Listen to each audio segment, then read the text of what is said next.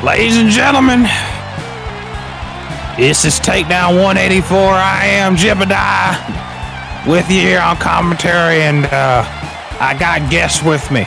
Say hello, guests. Hello, me, Downtown Jason Brown.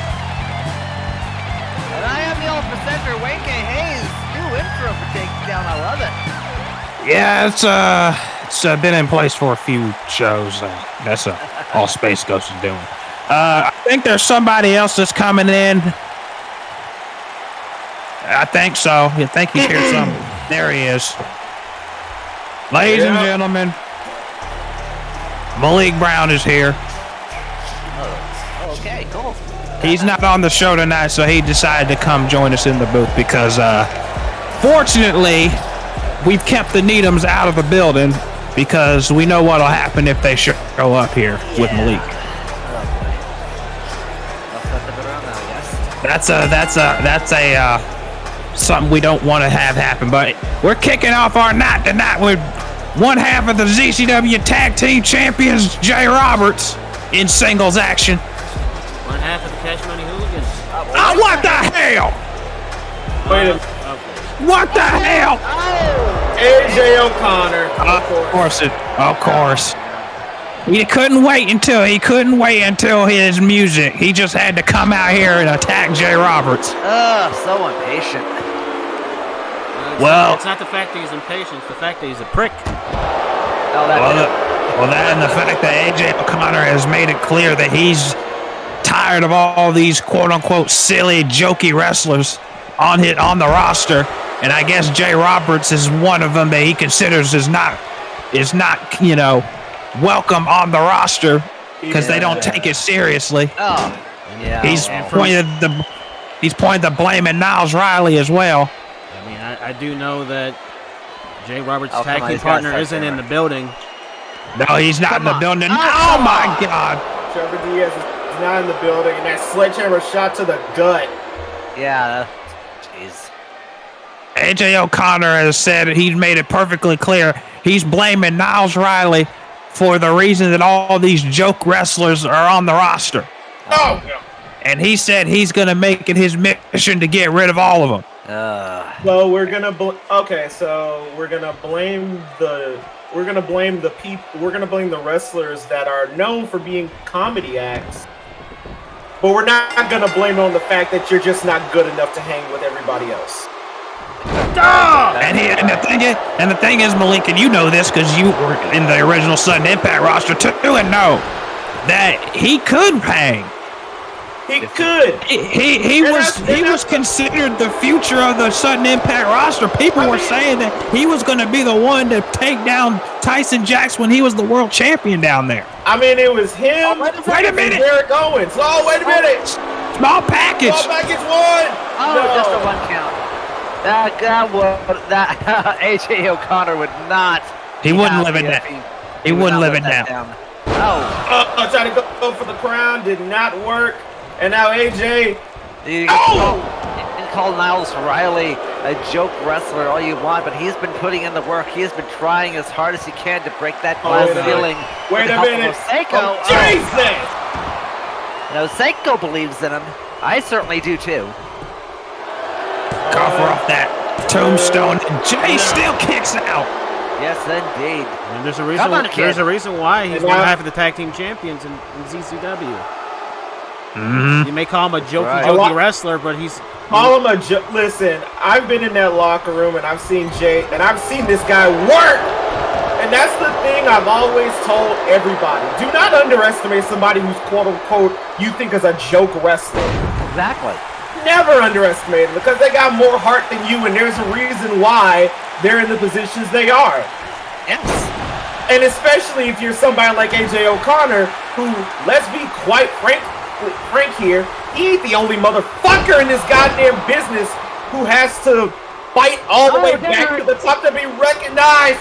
And big shot.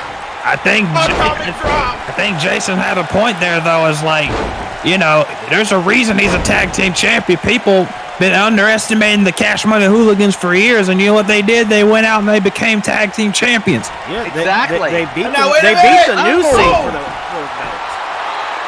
Yeah. 1, 2. Oh. Yeah, they did beat the new scene for the tag team titles. And Jay, look at Jay going off. Oh, wait, no, AJ Oh, He come got on. caught. catches the foot. Oh. Jesus. Combination. That's what I'm talking about. AJ O'Connor, despite all the douchebaggery that he comes out with, he's still one of the best in this business. Yes, he is. And oh my God. Kid's And- busted open. Yeah. And he's not stopping either. He wants to send a message directly. I'd say directly to Niles Riley. This is to him. It's all on Niles Riley. Mocking the fact that Niles can't get a victory, mocking the fact that he's still on the roster even though he hasn't gotten a victory yet.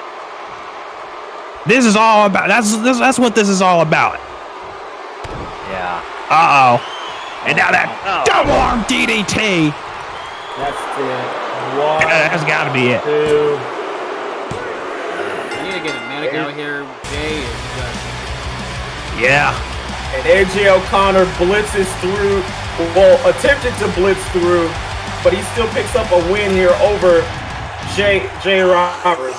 But he had to use a sledgehammer at the beginning of the before the bell even rang to do it. Yes, he You know, that would have been, you know, I don't know about you, but that would have been hella bad if even after all that he lost the match. Yeah, it would have. But hey, different story. Yeah. Ever since he lost the Burnout title, AJ O'Connor has been probably more determined than he's ever been to just make everyone's lives miserable. Like, honestly, that's the long and the short of it. Ever since he lost that title, he's just been on a downward spiral, and I'm not talking about his career. I'm talking about his psyche. And he doesn't care who gets in his way. He doesn't care if you like him or not. All he cares about is himself. And he's been this way for years now. Ever since that whole moniker of him being the chosen one in Sudden Impact just went away after the first generation got canceled. Yeah. And then he just went away for years and years, and he came back with this chip on his shoulder. Oh no, he's asking for a mic. Wonderful. Oh God. Get the censors ready. Time to see a pretentious shitbag take. Yeah, these fans don't want it. These fans don't want it. Or Takedown. Time to hear somebody read too many MJF tweets, try to cut a promo for 20 minutes. Yeah, something like that.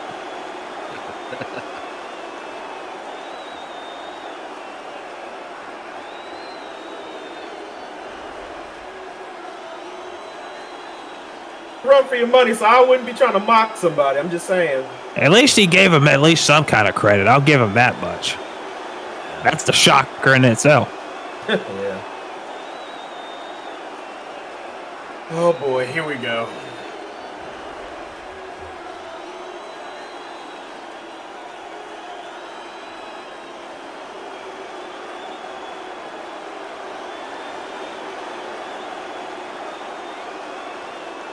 has Niles done anything to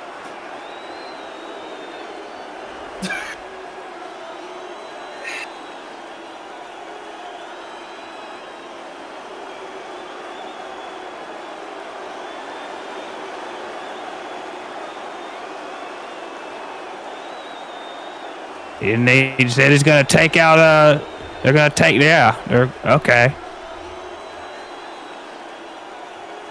What makes you think Divine and what makes you think Alex and Brian are even going to listen to you? Wow.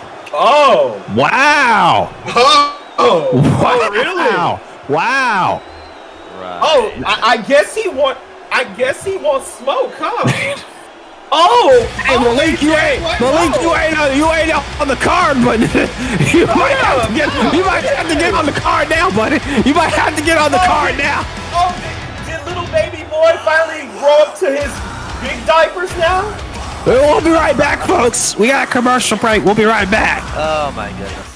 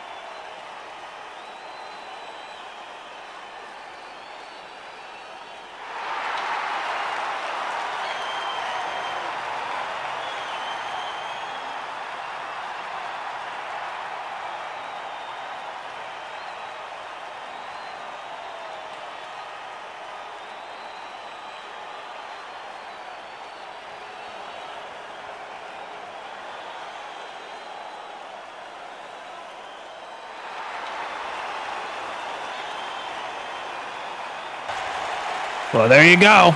Well, Casey Gordon laying out the challenge to Jamal Bellum for a falls count anywhere match at Revelations. Oh wow. Oh no, already stacked card.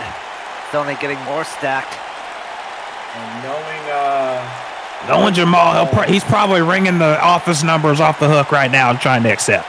oh yeah, most definitely. But speaking of, I know, Malik, you mentioned his name earlier. He's in action right now. Yep, and it's funny. Yeah, I did mention him. Ladies And it gentlemen, is another Yep. huge star in the first of the on the first interpretation of Sudden Impact, or the first iteration. The everyday Viking Derek Owens, one of Claudio's friends. Yeah.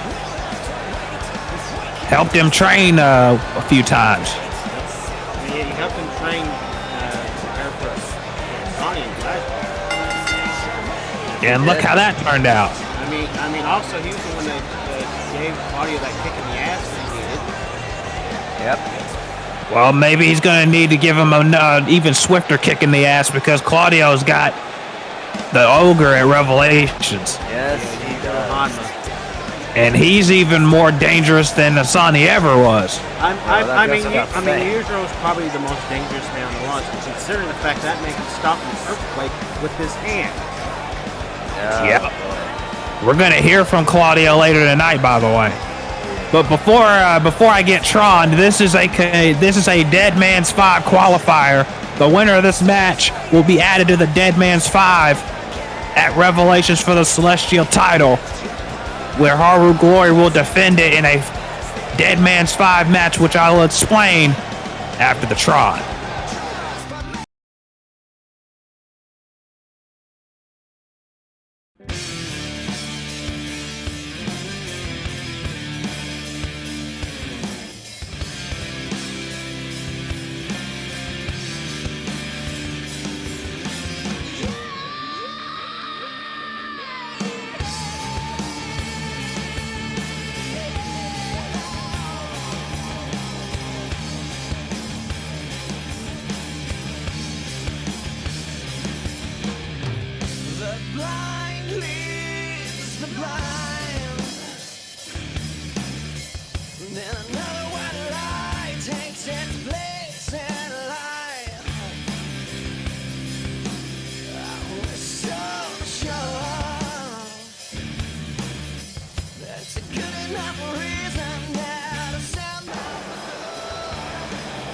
Here he comes. With the theme song that was the only good part about Matt Hardy's ROH run. Well, the first part of it. The true chess master, Chris Knight. Who Malik has very history with. Biggest opportunist in professional wrestling. A guy who has a career spanning a decade. Over a decade. Yeah, 11 years strong. Well, it's about 12 years now, but who's counting? Who's counting?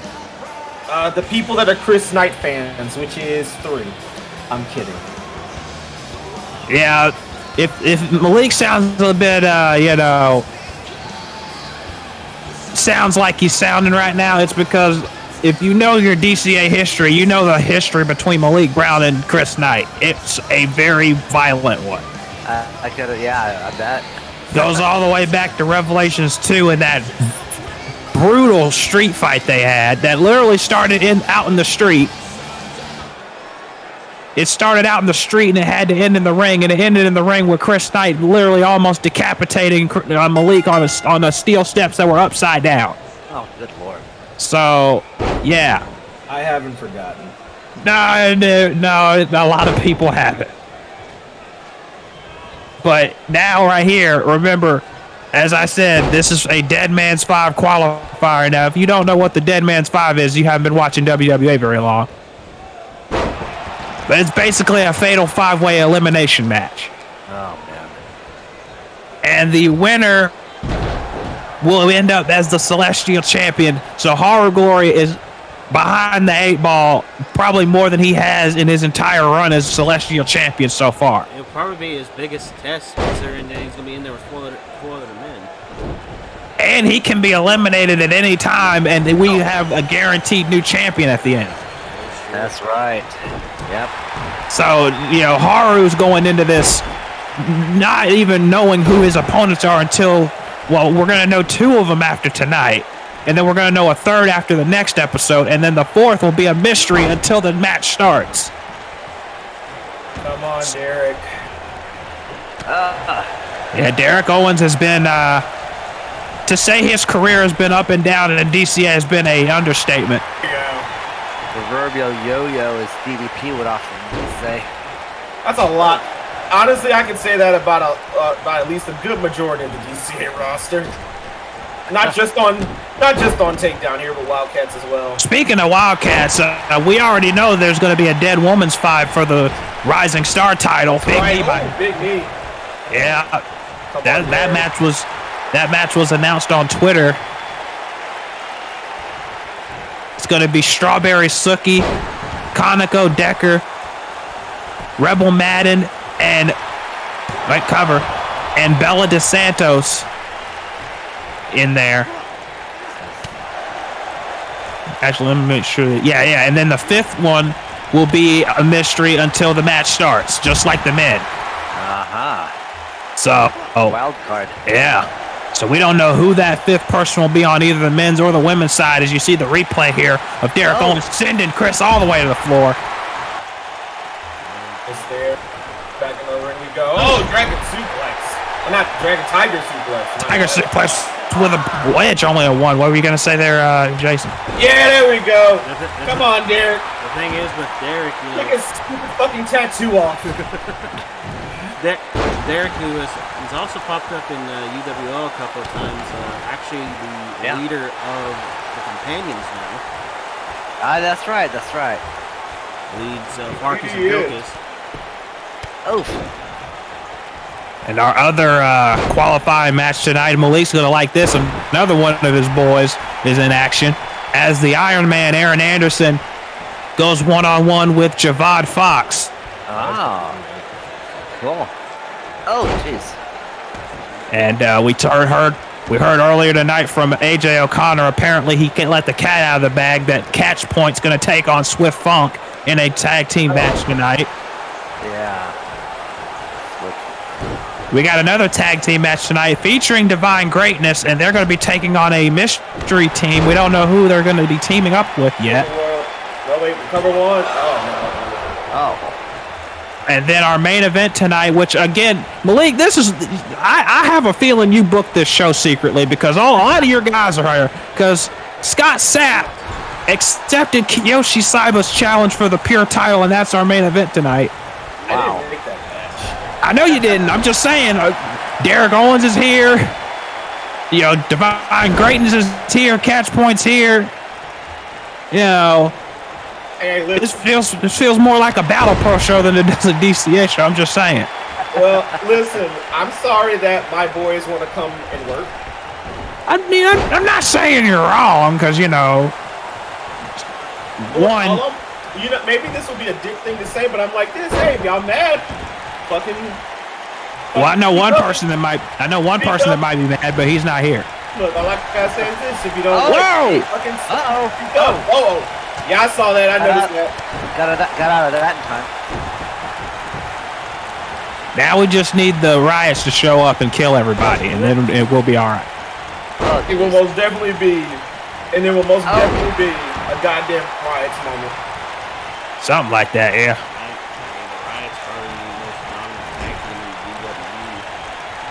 yes, indeed. Speaking of tag teams, can we just point out the fact that Malik Brown and Atlas Jones are the new DCA Tag Team Champions after Gateway to Heaven? Can we point that out? You know, that's God! Jesus Christ! Oh, jeez. I mean, that is not a small man. And that might be a big win here too. Oh! God, just for once. He's trying so hard. Listen, I am not signed as a commentator. All right, I can be just as biased as anybody else because I'm a wrestler, not a commentator. So if I'm biased tonight, hey, It's all right. It's all right.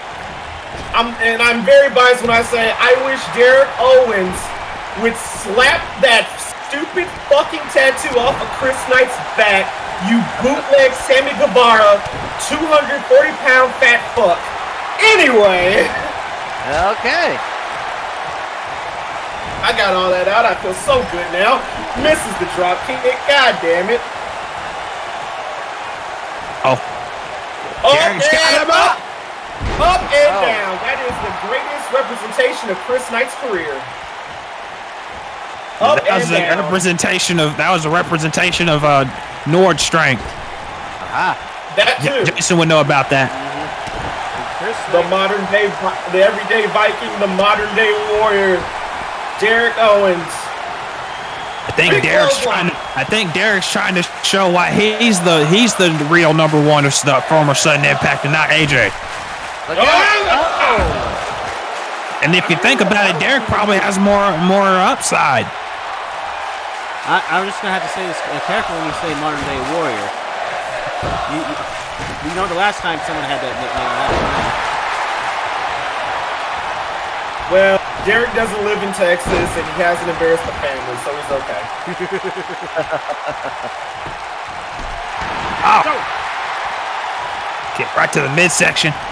Chris And Knight last I fighting checked, back now. also, if I remember correctly, Derek doesn't have a motorcycle, so he's even more okay. There's a lot you can say about Chris Knight, but Chris Knight, he's a former CCL World Champion, isn't he? Yep. He is. Former CCL World Champion, former CCL National Champion. He's done it all in CCL. He was also part of the Kingdom of Immortal, wasn't he? Yeah, before Jamal eradicated all of them. Yep. But Chris Knight came back to, came back specifically for this last run in CCLs. For the most part, he's got him with that Tiger Bomb. He's won many matches with that maneuver, but it only gets them a 2 count. By the way, who is the leader? Is that his kid? I think so. Okay. Oh, okay. Well, I'm pretty sure. Oh, that's not bad. That's not bad. I was just wondering if that was his kid or was he a big fan of Leroy Jenkins? But anyways. No, I'm pretty sure that's a tribute. The name. Yeah, I'm pretty sure that's a tribute. I think he mentioned that. Years ago. Uh-oh. Okay. Oh my goodness. Elevated Tiger Bomb.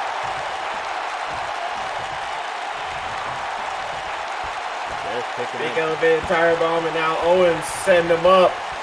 I think he was going for an explosive suplex of some kind. Yeah. Now Chris whipping him into the turnbuckle. It's been a hell of a match, I'll say that much. Yes, it has been. By the way, the majority of the things I say about Chris Knight in this match is all in good fun. Oh my God! Oh, jeez. Big chop. And the Ted DiBiase style elbow drop does not connect. You are not $1 million with your 2-cent elbow. Anyway.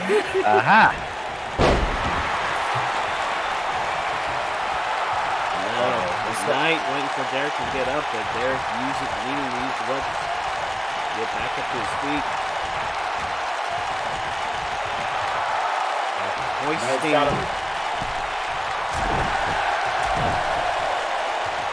I'm sure deep down, both of these men, they know what's at stake here. Uh-oh.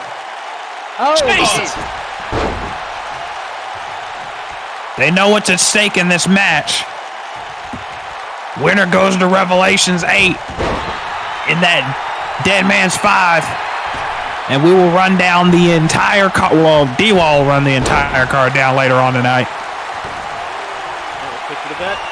Oh, no. Oh, there it is. He's won many matches with that move as well.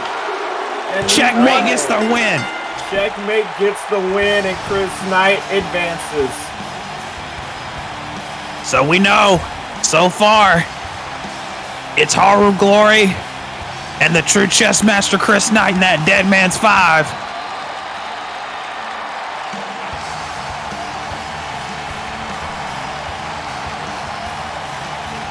Give it up for Derek Owens. He put up one hell of a fight against Chris Knight, but in the end, Chris Knight showing why he has that moniker, the true chess master. Yeah. Always thinking Yeah. one move ahead. That's true. Highlights here.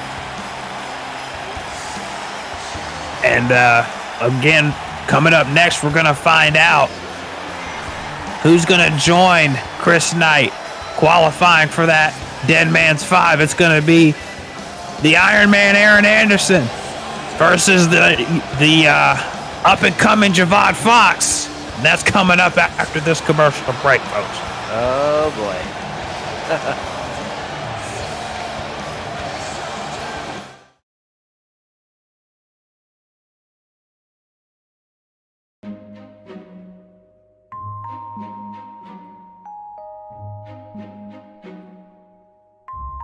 City in the cloud!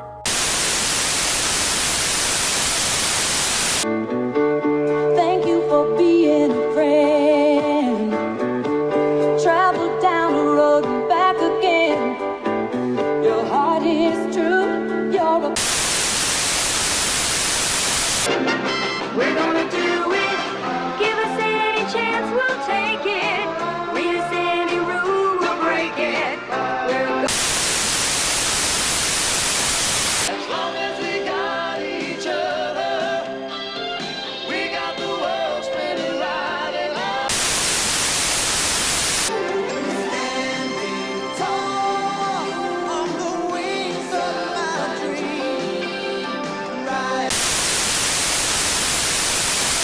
and a road that's hit. Brand new life around the bend. There were times I lost the our troubles are all the same. You wanna be where everybody knows your name.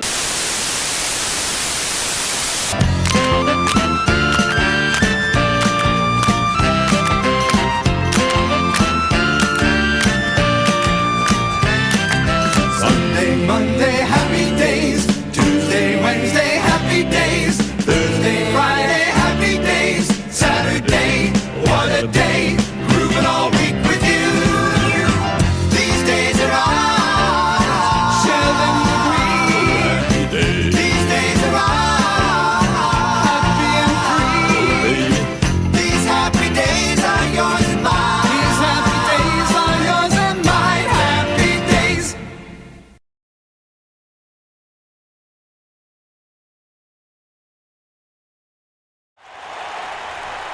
We are back for a DCA takedown. And I got some news from the back that is in relation to this next contest, actually. Oh. It turns out that we won't have to wait until the next episode to find out who else is going to be in that Deadman's fight. Oh, really? Yeah, I just got the call from Space Ghost. So apparently this is the last Deadman's 5 qualifier here. And I'll tell you why. Because the overall consensus was because of his outstanding performance at Gateway to Heaven, they are granting a spot to Killa. Really? Wow. Yes, Well, shit. that's official. Well, that's Jeremy impressive. Paisley is in the Deadman's 5. Also, they thought it was fair because Kaneko got in and, Ah. and everybody else had to pretty much qualify in a sense.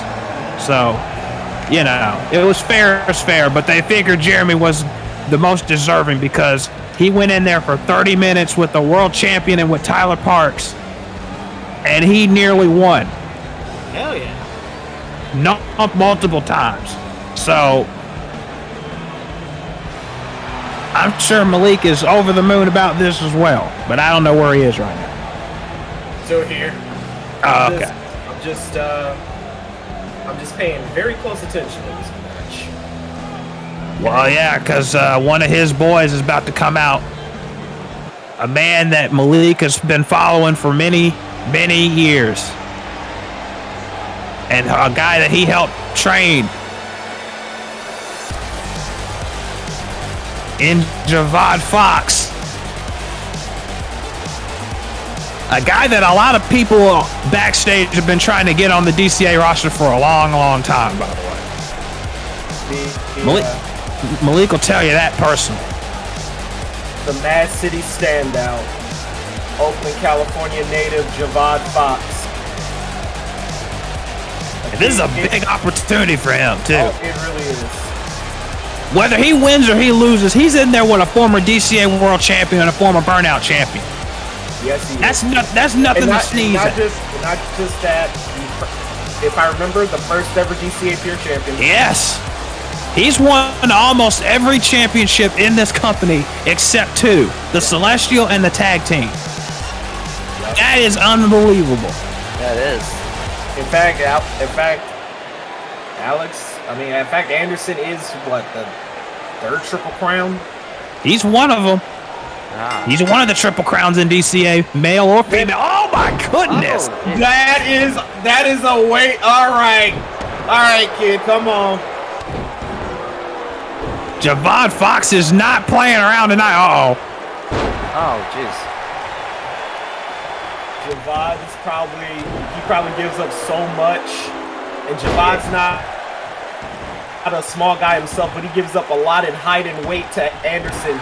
But if there's one thing, and this goes for every kid, man or woman I have ever trained, he's got heart And he's got that killer instinct in him. Yes, he does. He'll keep going no matter what. Oh, no. Oh, God. But one thing you can't underestimate, and Jason's seen it several times with Aaron Anderson, you can't underestimate this guy's agility. Many people just consider, Aaron just a power guy. This guy, he's agile, he's fast. There's a reason why his win-loss record has more W's than L's. That's right. And I think you can count on one or two hands how many times Aaron has lost in DCA. Yeah. It's like still in the single digits. The last championship Aaron Anderson held was last year at Revelations when he went into that match as the Burnout Champion. And we all know how he lost it when Tommy Vercetti used the in Malik's words, quote unquote, whole ass rope to win that belt. Yeah. And now he's the longest reigning, by the way, speaking of that, he is the longest reigning Burnout Champion in this company's history, and he's going in 1 year later after winning the belt, he's going into Revelations as the Burnout Champion. Against Lupin the Third. Considering the fact that when the Burnout title was originally introduced, he chased that title for the first year, and he had about 4 or 5 opportunities at it, and he kept coming up short. Because I remember his match against Killa at Revelation 6. Yes. It was 6. Yeah.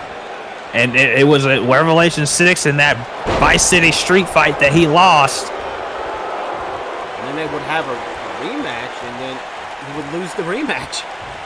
Now he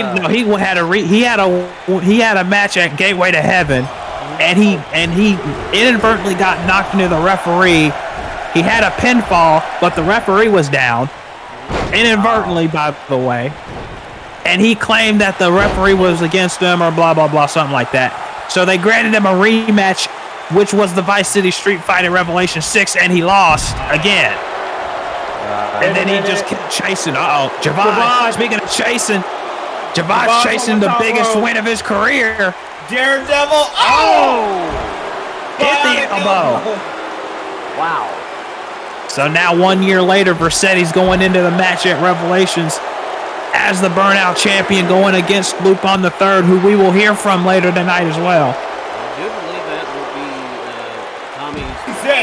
Jesus Christ, 5th or 6th defense of the belt? I think so. He's been defending it a lot this year. I think his last title defense was against Gorilla Black, and he had to damn near kill him to beat him. Yeah. The next to last one before the Lupin, it was Gorilla Black, and he had to damn near kill him to beat him. And Javad might have to damn near kill Aaron to beat him here tonight. He's giving it his best shot, I'll tell you that much. He is. Like I told so many of my guys, go into every match like a baptism under fire, because you got a bunch of hungry ass people that want what you want or are trying to keep what you want. Oh, yeah, and the thing about it, you said it a million times, this might be the most cutthroat roster in VW. Either you're in place or you get left behind. And Javad is going into this with that mentality right now. Yep. It took this man almost 2.5. Wait! There it is! Falcon Arrow, the deal! And he's going for the cover. I don't know how smart this is. Damn it. I guess he figured fucking his Superboy can win with the deal. He could too. Wait a minute. Usually with the Falcon Arrow, he always sets up for this. But Aaron knew it. Aaron knew it. Aaron was at 450. Jesus. And then he got ran over. Oh, man. I think he's looking for that license plate number of that truck that just hit him. Uh-oh. Oh. Now this truck, God. Going to unfamiliar territory. $1 million elbow from the middle rope. Shades of Ted DiBiase. One. No. Okay. That was more of, I think that was more of a defiant kick out than a kick out. Oh yeah, that was very much defiant. Wait a minute, Javon! Power bomb! Stacks him up! No! Foot was on the rope. Yes, foot was on the rope. Uh-oh. Wait, is he going for it? Is he gonna hit that? Set it up! Tiger Driver! 97! Hit it. Tiger Driver 97! 1, 2, no! Oh. Not yet. That was gonna, you got sidestepped, and he got ran over again. Oh, man. That shoulder tackle. Oh no. Oh, Iron Slam. Iron slam. Got it! And he got it. Oh my God. Iron Slam. He got flattened. Yes, he did. That is one. That's got to be it. The leg is hooked. It is over. It only took 1 second for Aaron to run that man over like a freight train and win this match. Yep. And now Anderson is heading to Revelations 8, where he could possibly win one of the only 2 championships in this company that he hasn't held yet. My God, and after that performance, you gotta wonder who could stop him. Well, there's Chris Knight. We know Jeremy Paisley's in the match now, and the champion Haru Glory. And then there's that wild card we don't know. Yeah.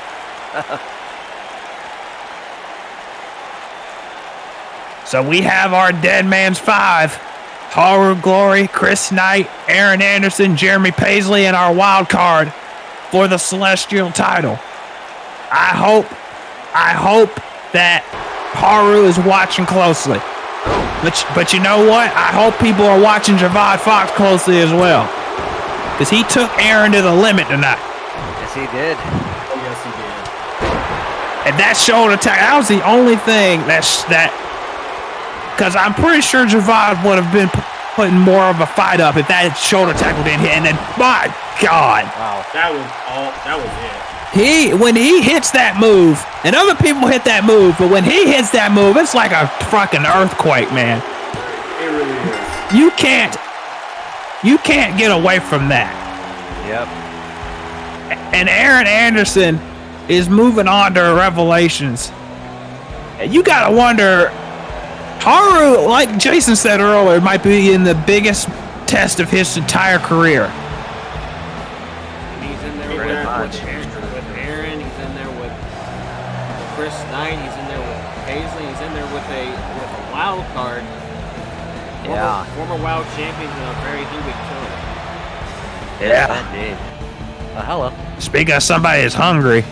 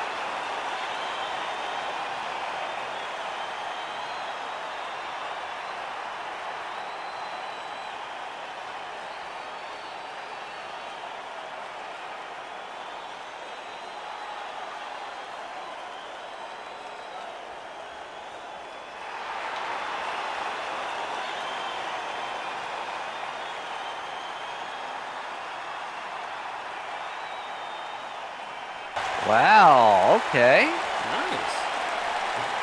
This is going to be interesting.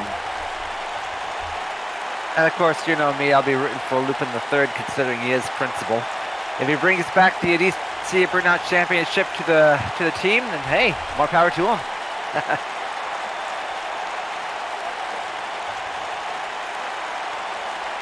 It's going to be a very interesting a match, and we're going to have to see what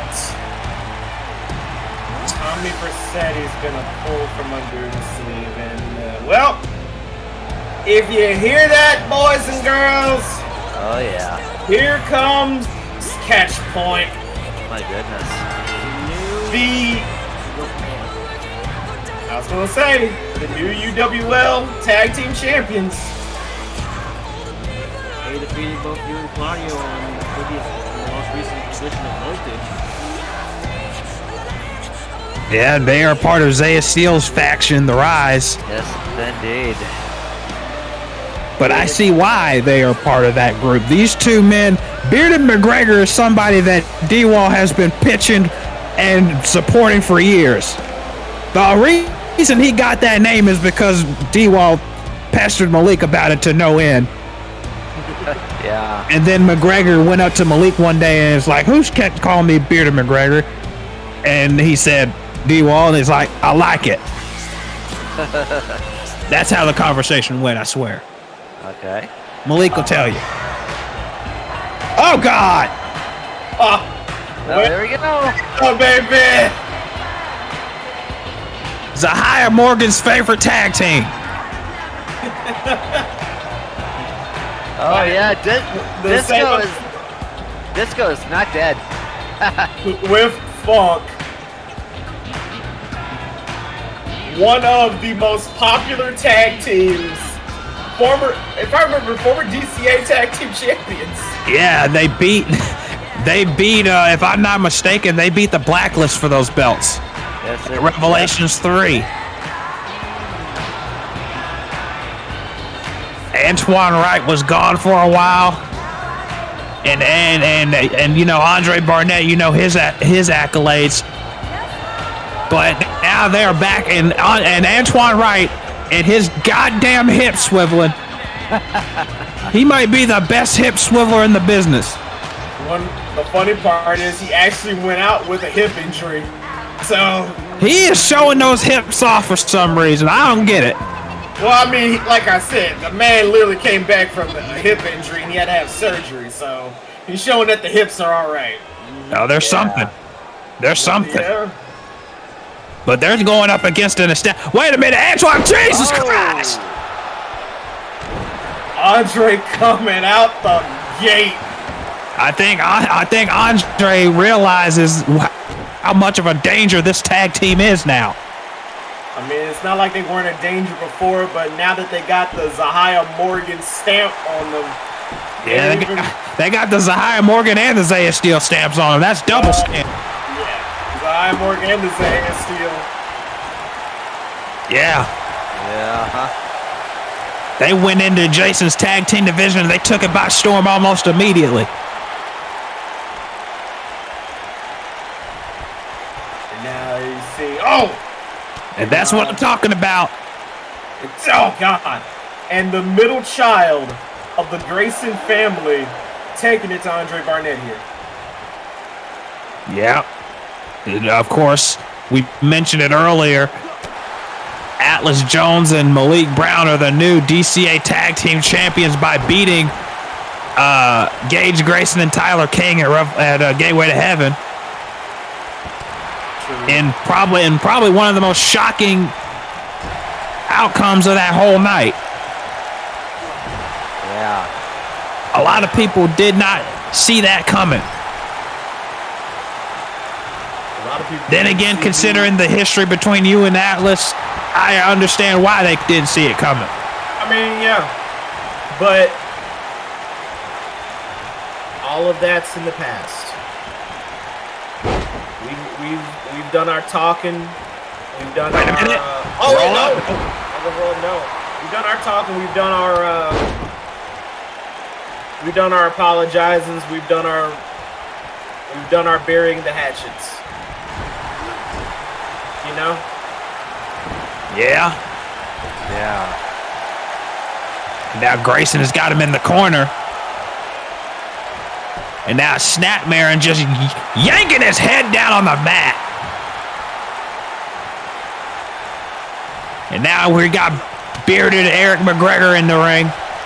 The most, between both him and Grayson, McGregor is the more dangerous striker. Yep. Now, Snapmare kick to the bat. Swift Funk has got to realize they got to take it to catch point if they're going to pick up a win here. Yes, they are. Oh! Yep. Oh! They can't be doing all that. And the thing with Swift Funk is, yeah, they do all the goofing off and the dancing and jiving before the match, but when they get in that ring, they're one of the best teams in the business. They are indeed. And see, Jason Brown's been talking to VW management, trying to get anybody to fight the Riots for the VW tag team titles, and nobody's coming up to the plate yet. These two teams right here would be two great candidates, in my opinion. Yeah, definitely. I mean, I don't know how Jason would feel about Catchpoint, his tag team champions, facing off against the VW tag team champions, but I'm sure he wouldn't mind. And now look at this, McGregor. Uh-oh. Oh, God! Oh, jeez. He went right into that LED post. And remember, a lot of people forget how dangerous McGregor could be. Like I said, he is one of the, in terms of both him and Grayson, he is one of the most prolific strikers. And for those new to DCA and tag team matches and standard 2-on-2 tag team matches, I think it's gone to 3-on-3, but we rarely have those. There are no countouts. Yes. Disqualifications are still active, but there are no countouts, so we don't have any of that unnecessary countout BS. That's good. As now Antoine Wright taking it to McGregor as he should. And now, what's this? Oh, throws him What's out. this? Oh, wait a minute. Do a barrel roll. Wow. And I think that's the big difference between these two teams. Swift Funk's going to use a bit of aerial offense, a bit of striking a little bit in terms of Andre, but when it comes to catch point, they're just going to pound and ground, and they're going to try and get you on the mat. And sometimes they'll use the environment as a weapon, like that right there. Oh.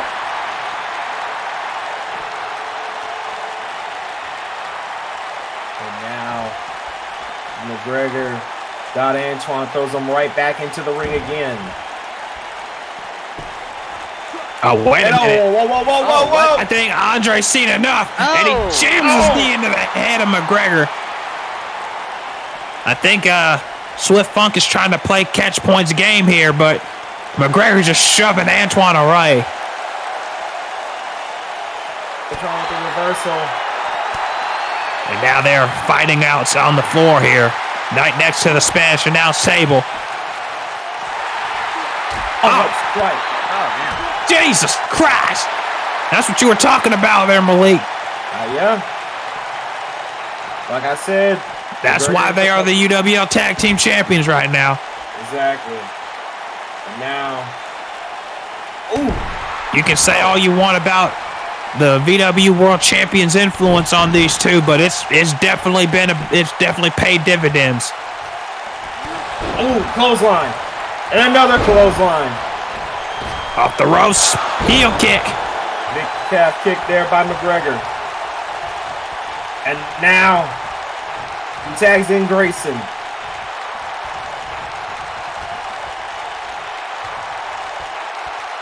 Now James Grayson. Oh! Trying to go for a drop kick, misses. Antoine. Trying to go for something here. I'm in a little arm lock. No. Reversal.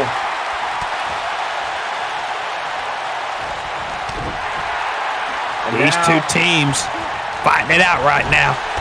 Oh, yeah. They know that management is watching these matches very closely to see who will be the next in line for a tag title match. So far, there is not a tag title match booked on the card because Malik's already booked. Yeah. So this is probably going to be the first revelations where the tag titles aren't on the line. That's right. And right now, any of these teams can be the next in line to be the #1 contenders for the belt. And wait a minute. McGregor got the blind tag. Oh, Antoine saw it though. That was smart on him. Again, like I said, they gotta be mindful here. Uh-oh. Oh, Jesus! I don't know what they call that, but that was effective. One. It was effective. No. James in there to break it up.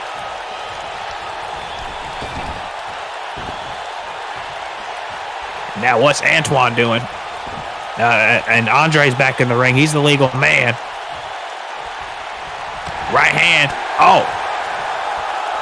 McGregor got that elbow up. He did, and now. Oh, what's this now? Oh, what is this? Uh-oh. Oh, no. Oh, no. Oh, yeah. Jesus Christ. Roundhouse kick with that brain buster. Oh, and Antoine knew he had to break that up because it didn't look like Andre was going to get in there to break it up in time right there. Yeah.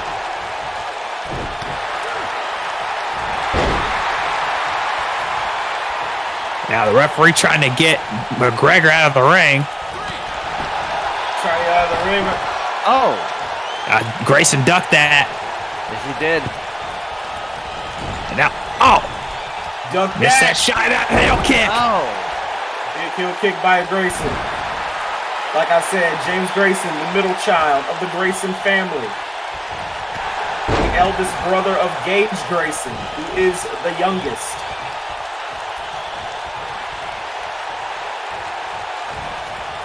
Oh, big clothesline. Their eldest brother, Robert Grayson Jr., who's been retired out of competition. Only James and Gage still are wrestling. And now, Andre's in trouble. He is.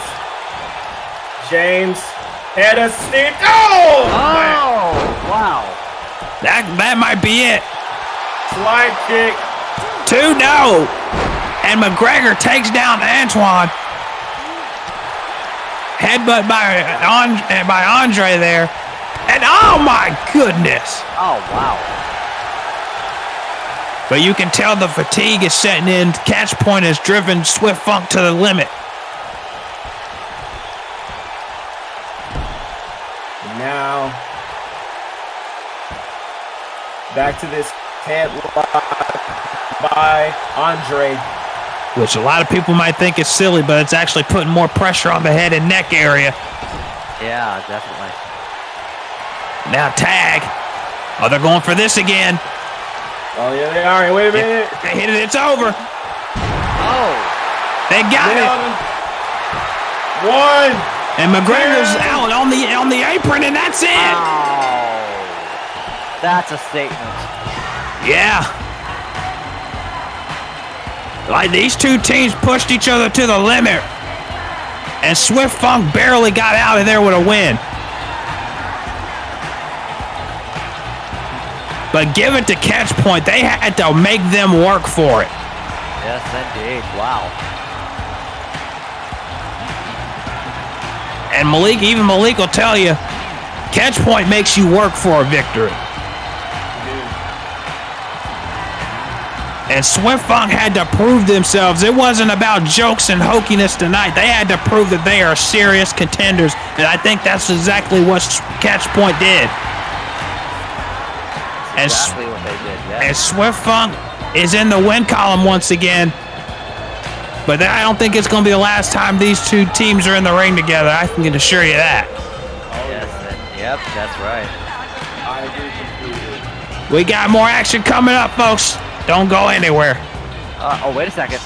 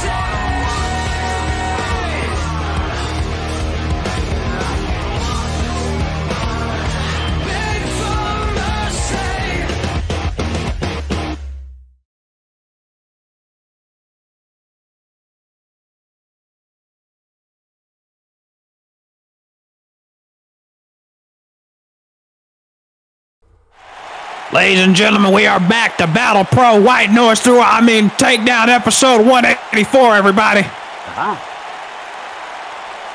What you did there? You ain't slick.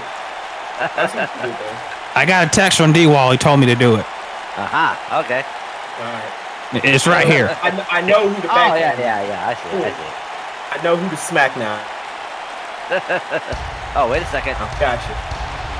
And we are set for a Campeonato de Prehouse tag team a regular standard tag team match here, fella. Oh, my goodness. We're off the rails. No, he told me to say that. He just texted me. He's right here. Hey, don't get too tongue-tied trying to make fun of that. We're still off the rails tonight. This match is sponsored by Amtrak. Something special in you. All right. Anyway. I'm sure these two take Amtrak all the time. Divine greatness. They don't take cars. Oh my goodness. They're too good for that. By the way, can we mention how Brian Barnett's shirt already looks like a girl went through it before he came out here tonight? Knowing Brian, that probably happened. I'm not touching that one. And Alex said, that's what Alex said before it happened. He's like, I ain't touching that. That's your business. You handle it. Sheesh. One of the many members of the Eye of Truth. Yes. But who are they facing tonight is my question. That is the question. That is the question. On the run sheet here, it says TBA, which is usually something that Aaron Michaels deals with on the daily, but here it means to be announced. We're going to find out. We're going to find out in just a moment. As Brian is really vibing out to his theme. Wait a minute. What the Oh, what the heck? Oh, hell. Oh, hell. It's been We a heard while. from him. We heard from him just a moment ago. Apparently, he has a match tonight. Yes, he does. And it's been a while since we've seen Calvin Richardson in a match. Yeah. I don't know what the hell's going on right now. I don't know either, and I'm confused. So am I. But Calvin Richardson, a former DCA World Heavyweight Champion, back in Season 4, he held that championship until Redemption when he lost it to Aaron Anderson. Also a former DCA Tag Team Champion? With Casey Gordon. Yeah. Maybe that's what this is. Maybe he's trying to team up with Casey again, because they did hold those tag team titles, but they didn't hold them for very long, because we know what happened at Revelations. I think it was 5. They got blitzed by the Black Cathedral. Oh yeah. I mean, they got their asses whooped by the Black Cathedral in a way that I've never seen either one of them get handled. But after that seemed to light a fire both under Casey and Calvin's ass. Well, Calvin's probably. Casey got his ass whooped by Jamal, and he was out for a bit, which is why that whole thing popped off. So maybe this is Calvin's way of trying to get that back together. After that, maybe. falling to the Black Cathedral, we didn't see Calvin until Steve of that year when he took on Claudio for the DCA World title. Who's his partner? Yeah. Wait a minute! Wait, what? What the hell? I get it down. What the heck? Okay, I think I'm putting 2 and 2 together now. Yeah. I think I'm putting 2 and 2 together here. Well. Okay, interesting. I think we have a reunion, folks, but it ain't the one that I was thinking of. For those that don't know, Malik and I know, and Malik and D-Wall knows, but for those that have been watching this company for the longest time, you know a tag team that used to go by the name Golden Intensity. Oh, okay. And that team was Tyler Parks and Calvin Richardson. I think Calvin wants to bring this team back together. And Tyler Parks, if anything, has got to feel like the most ejected man on the face of the planet, because he had Zach Stone beat at Gateway to Heaven, he had the whole crowd pretty much on his side. He had Zahia Morgan, his most vocal critic, on his side, wanting him to win that belt. And he didn't get the job done, but he damn sure proved that he deserves to be back in the main event picture. Interesting. But what the hell is this all about, though? This is a interesting development here, folks. Yes, it is. Wow. Very much is. Alex Divine starts off for Divine Greatness, while Calvin Richardson starts off for Golden Intensity. I can't believe that. I can't believe that they're back. I'm sure D-Wall's probably in the offices right now, just as shocked as we are. Or I don't think into ear. probably. These are two of his guys.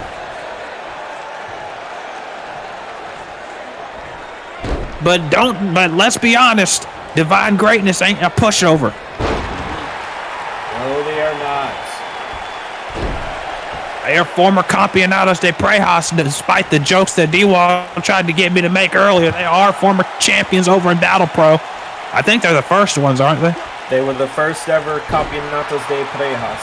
And Divine Greatness, they've come real close to winning the DCA tag titles. Yeah. Yeah.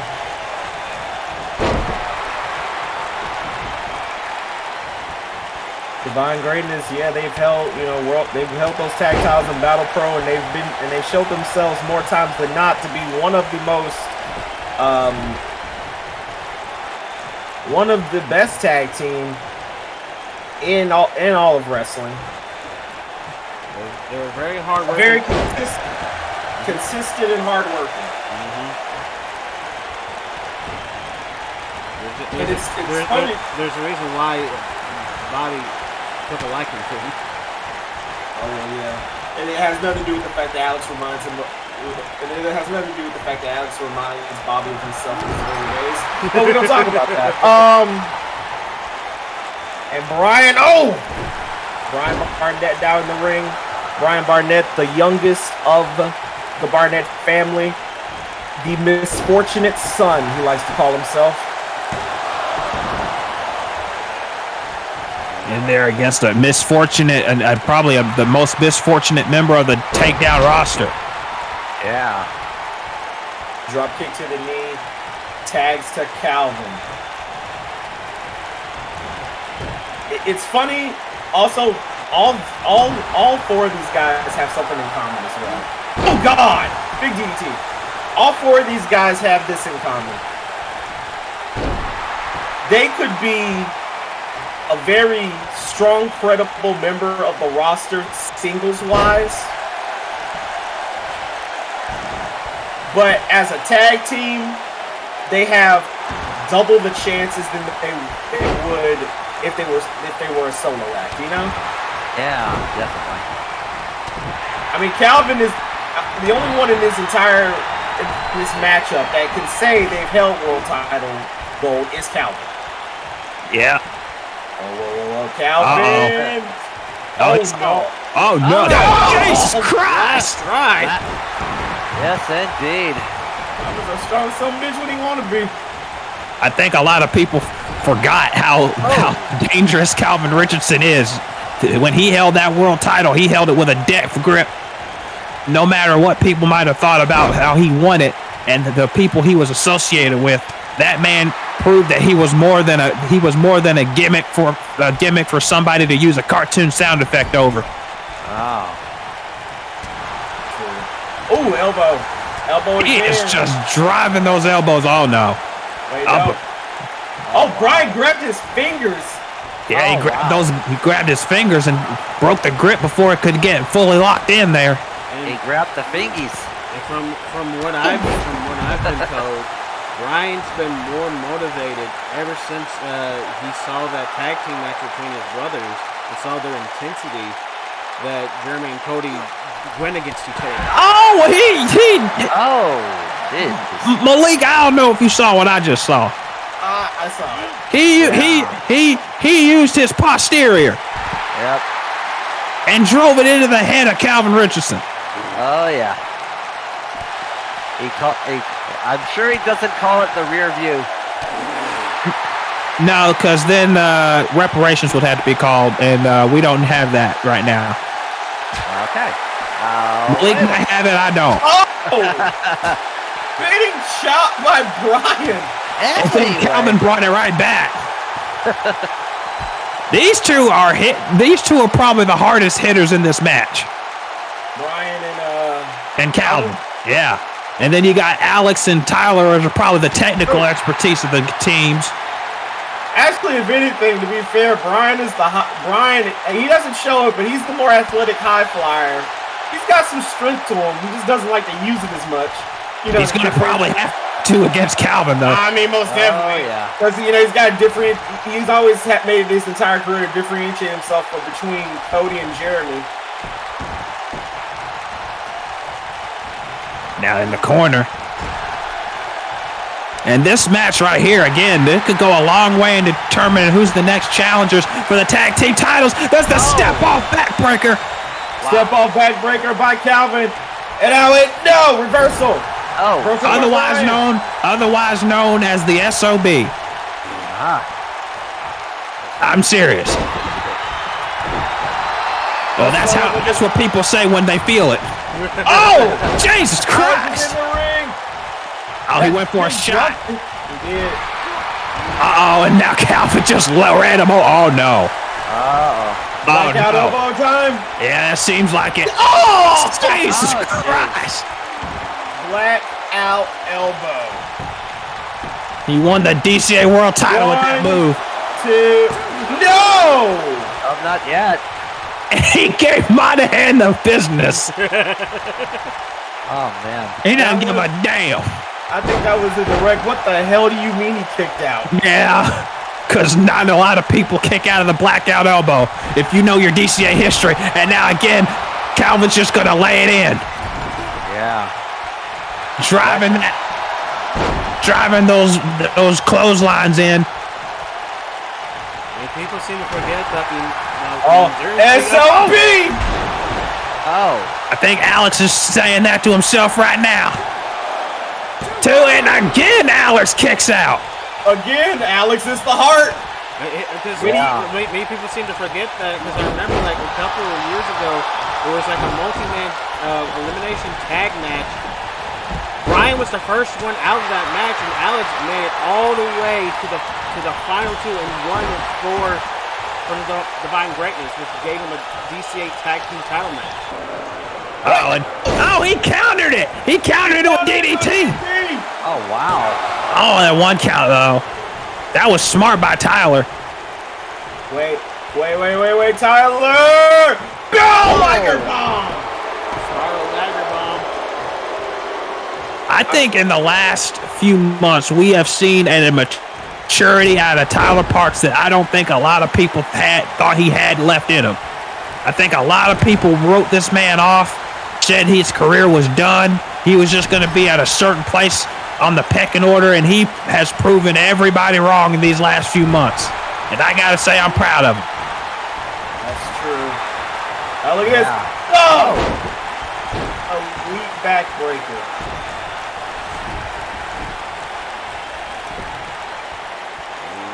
The old saying goes, sometimes you got to go through hell to get to heaven.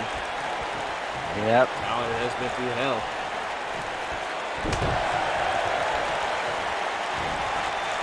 Now, Brian puts him back into his corner.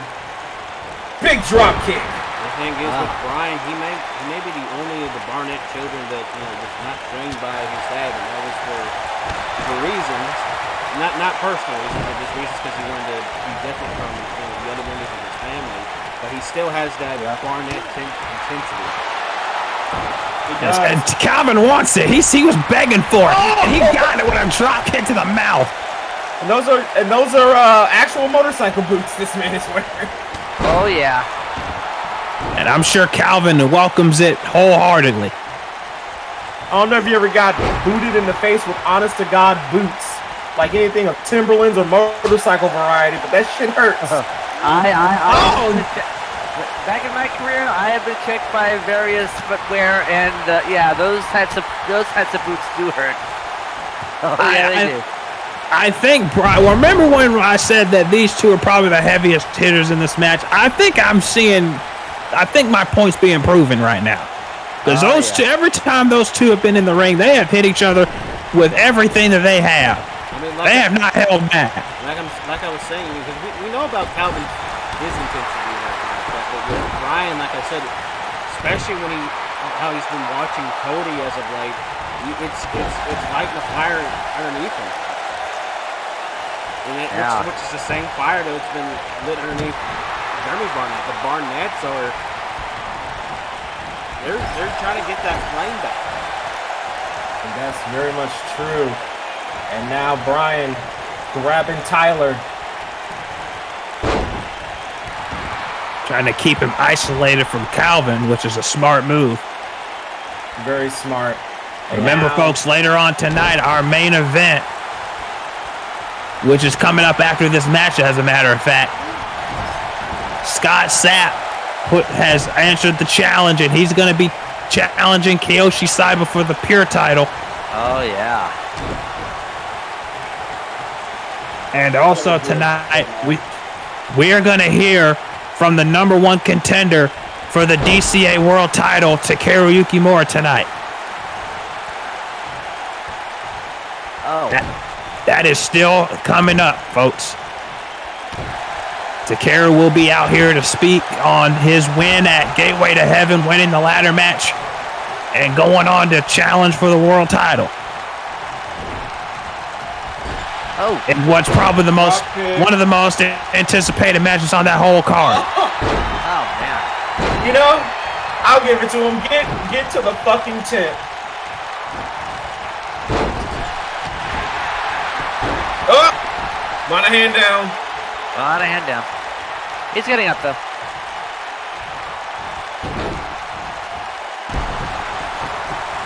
So far, this match has been back and forth between these two men. You know the thing is, and how we were talking about how what these four men have in common. Another thing these four men have in common, a lot of people would just at one point counting all four of these men out.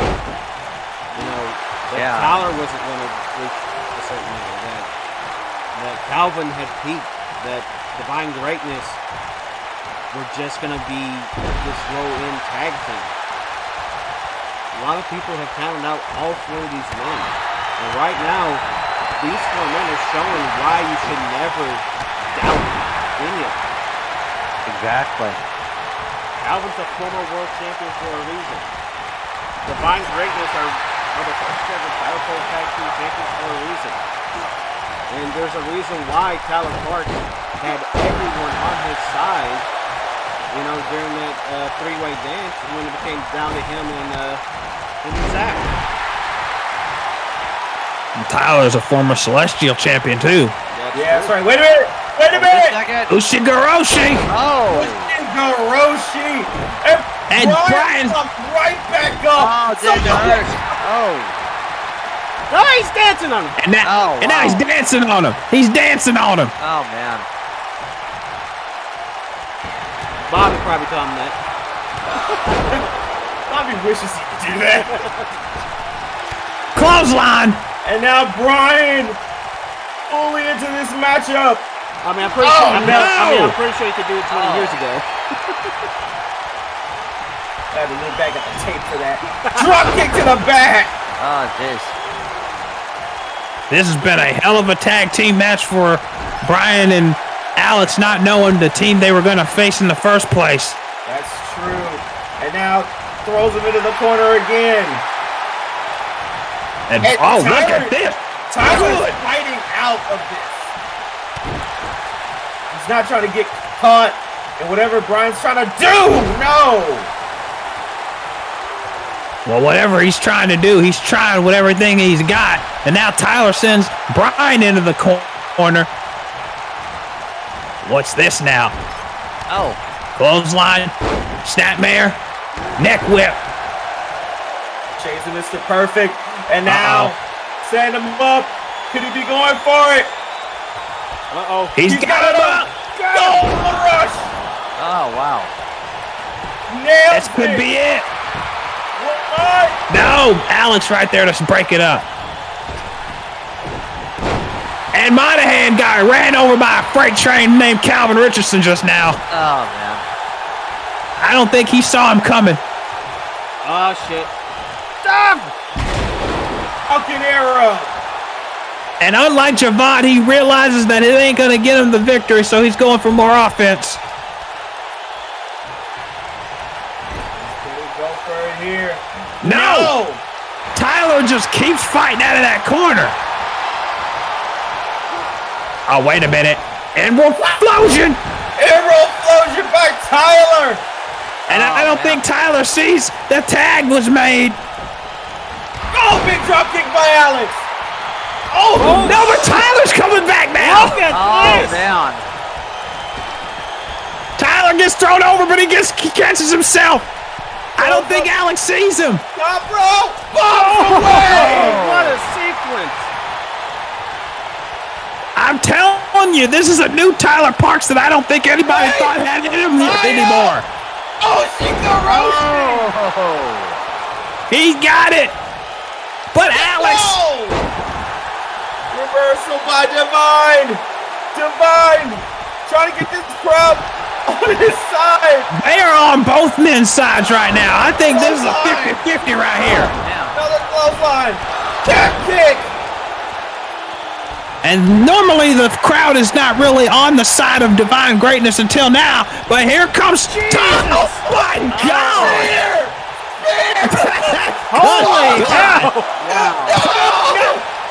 That was a 1.5, and Alex is back up. Oh, my God. He went for sucks to be you, but he didn't get it. Step up, no! SOP misses. Alex clothesline. Oh, jeez. And Alex is saying, what do I gotta do? Just look at his eye.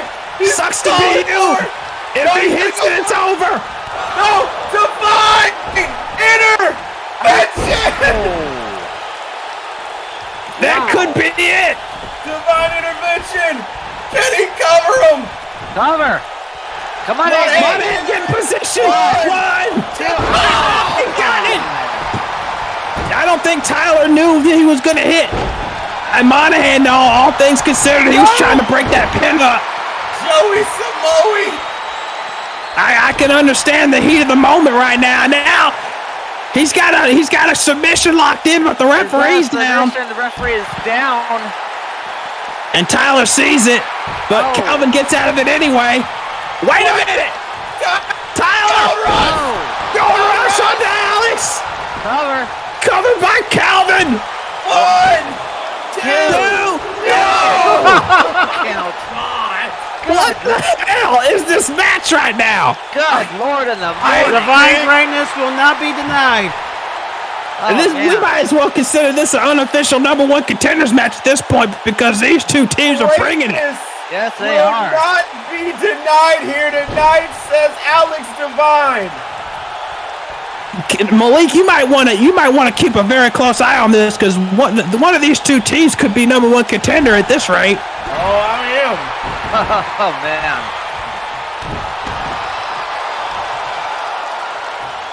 Now Calvin calling her no. Oh, wow. Alex is Oh, shit. he just ran right through him, and that's something you can't say with a lot of people against Calvin. Yeah, that's right. And we still got a pure title match, folks. Alex. Oh, I think both men were doing it. Whatever it takes. it does not feel pleasant to tell you that. And now Calvin got sent over the outside of the ring. Yeah, Tags in Brian. Trying to get the fresh man in, I guess. oh, man. I'm telling you, I think D-Wall's probably going to consider this a contenders match because these two teams, no disrespect to Catch Point or Swift Funk, but I don't think anyone in this building saw this match going the way it's been going. Kick to the gut. And Calvin sending Bryan back in. Bryan trying to get back up to his feet here. Oh, counters the strike with his own. Throws him. Oh, knees. Missed the knees. Gotta go for the Tony John, missed. And now Calvin sending him back into his corner. Smart move. Oh.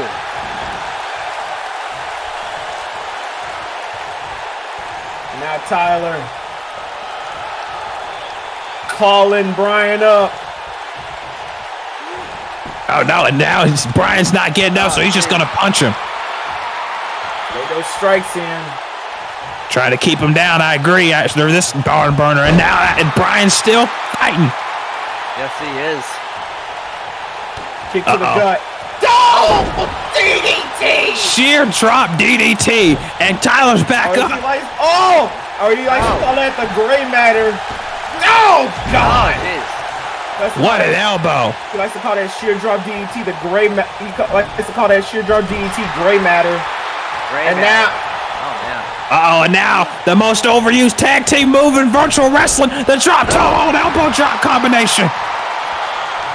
It's an effective move. Anyone, even Mommy and Dominic, can do the drop toe hold and elbow drop combination. Okay. I'm sure that's already been anyway. Oh my goodness. And, Judo through by Bryan. Wait. Bryan called him up. Stand it up. Stop stumping you. He's got it. That's got to be it. Oh, shit. Stop stumping you. One. And Calvin kicks out. Yeah. Oh man. D-Wall, you better be watching. This is a contenders match, damn it. Oh, I'm sure he is watching. Well, if he's not, you are, Wayne. You're in charge of VW affairs. Yeah, I am the VW board of directors. If Evil's not watching, I'm definitely going to let him know to watch this match because this is a barn burner pretty much. Calvin and Alex on the outside. Calvin busted open from that shot by Bryan. Uh-oh. Wait a minute. No, Alex counters. Oh, wow. And, right to that cut. That's smart. Back and forth between these two teams. And granted, this is a team that Divine Greatness didn't even know was going to be out here. Yeah. And they're taking it to the limit. Uh-oh. Yes. Indeed. Oh! Now what's he doing? Knee! But Tyler! Oh, man.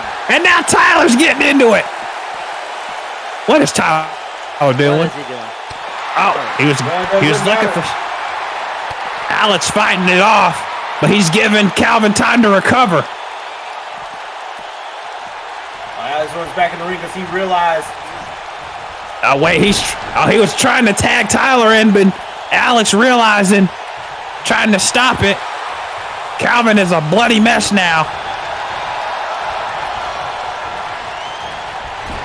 In the corner.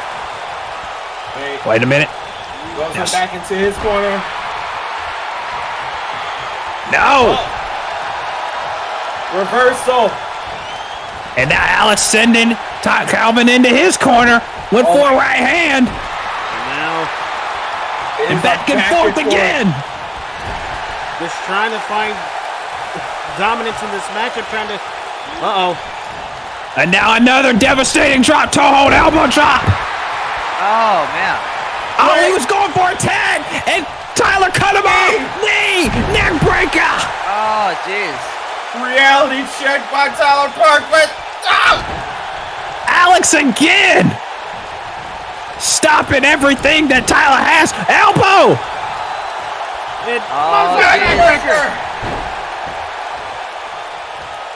And now tags in Calvin again.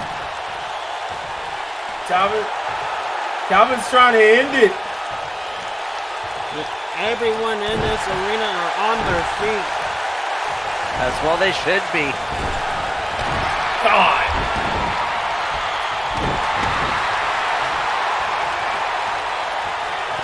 Strike S-O-B! Oh! Step off backbreaker. Step off backbreaker. Calvin, shut it down. No, again. Alex Divine. God. Bulldog. Uh-oh, wait a minute. He caught him with that arm drag. He tried to get the tag in. Oh, no. Oh, no. He's winding it up. Oh, my. Black And out busted, elbow. yeah, busted him open in the process. The cover.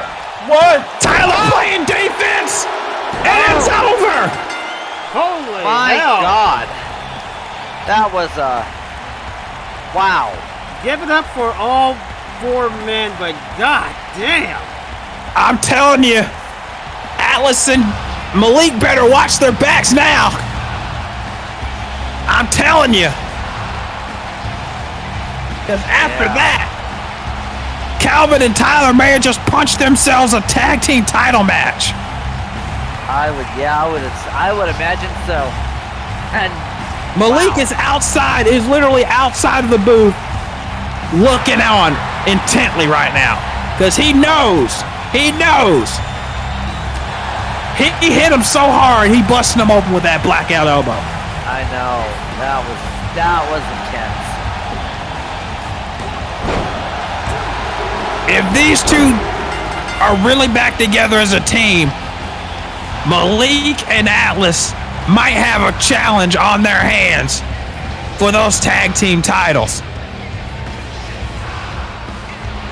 Yeah, definitely. Coming up next, folks, our main event, Scott Sapp, Kiyoshi Saiba, the Pure title on the line. We'll be right back.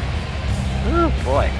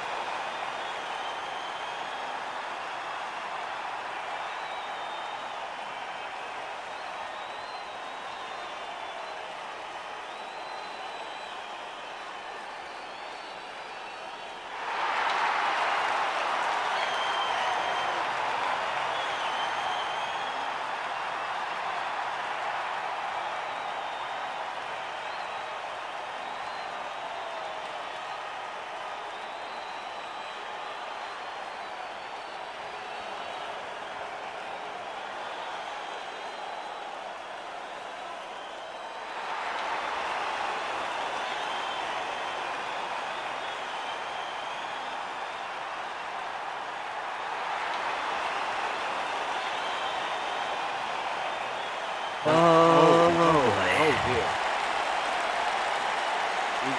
We are definitely going to need a strong... What he was hinting at was the demon back versus the dragon spirit. Oh god.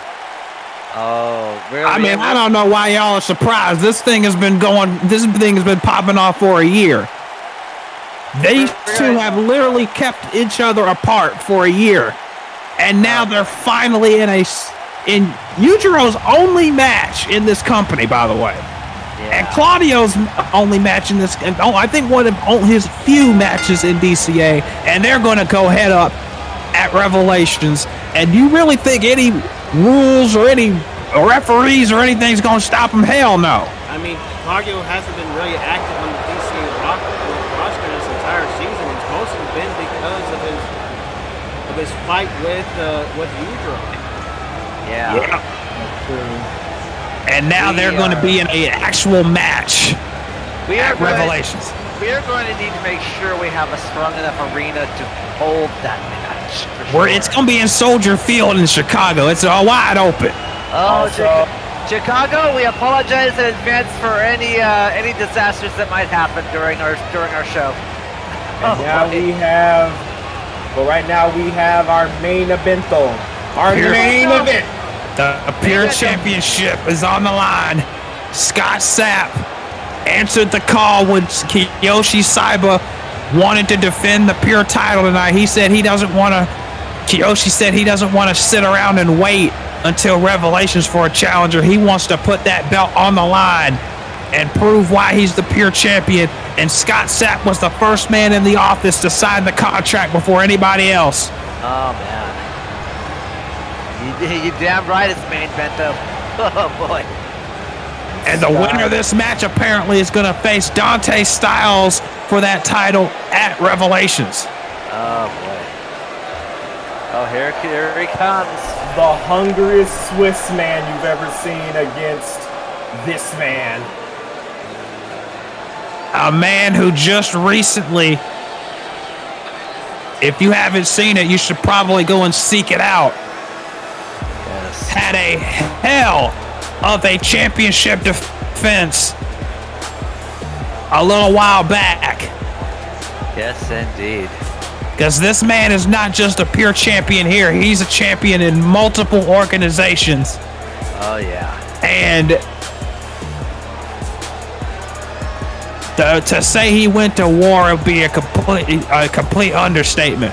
Oh, yeah. Ladies and gentlemen, Minasan, Kore wa Saiba Kiyoshi desu.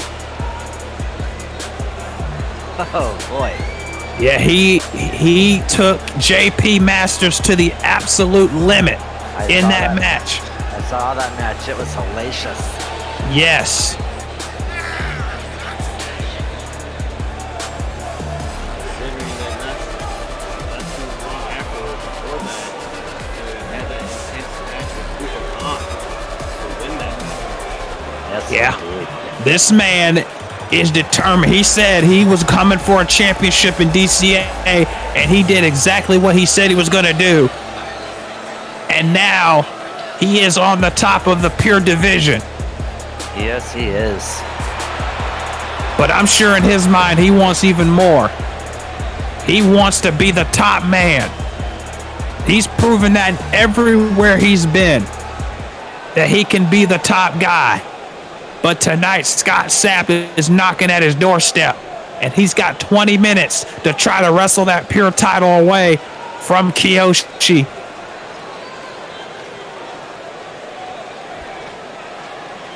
This is going to be a battle here, folks. Yes, most definitely. This is crazy. This is Scott Sapp's first ever main event match in his Yeah. entire wrestling career.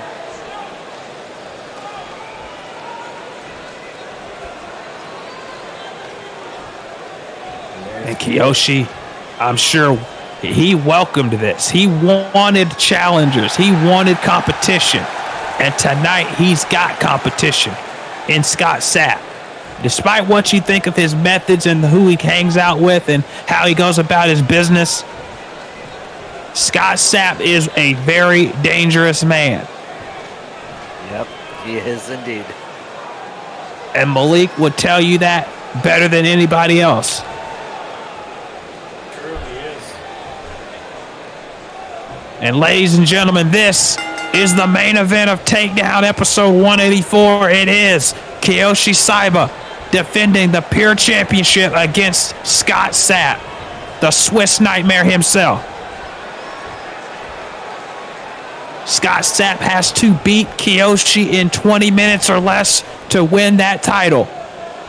If it's a draw, Kiyoshi retains the title.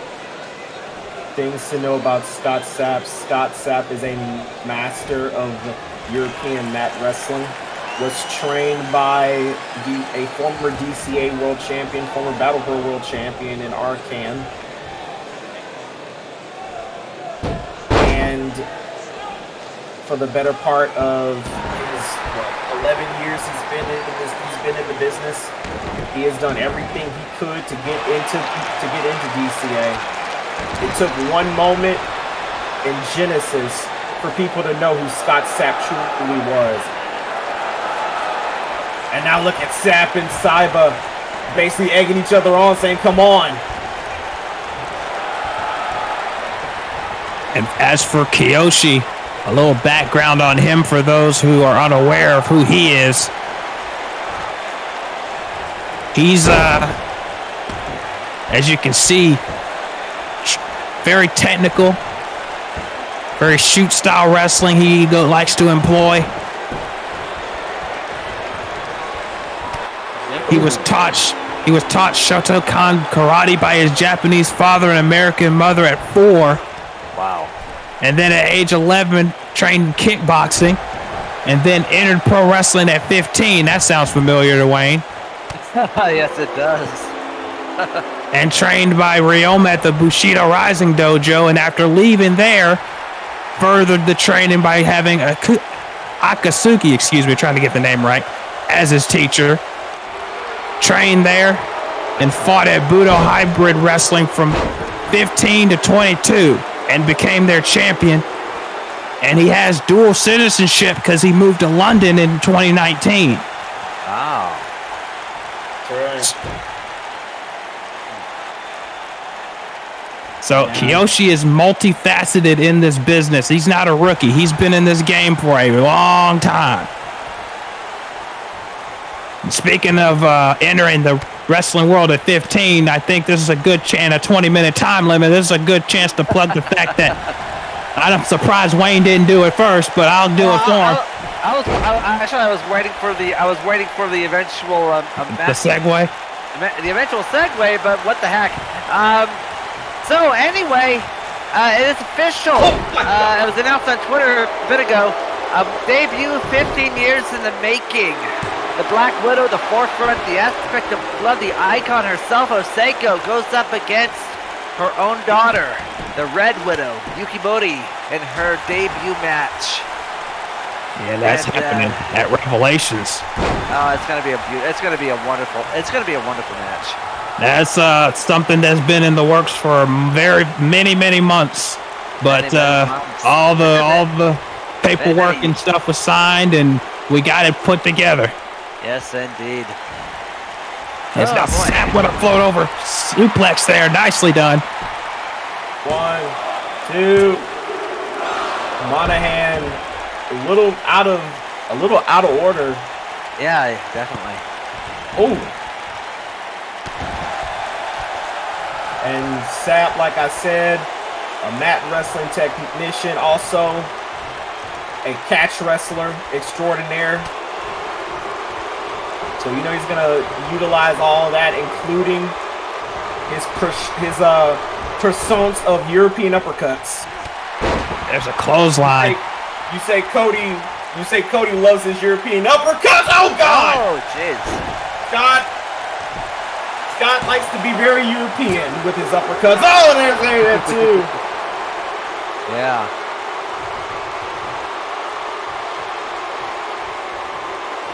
And now, oh Lord.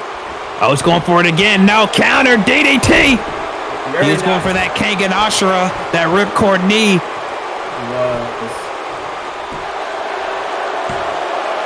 That's a lot of moves in Kiyoshi's arsenal that Scott Sapp has got to look out for, especially with the use of Kiyoshi's knees.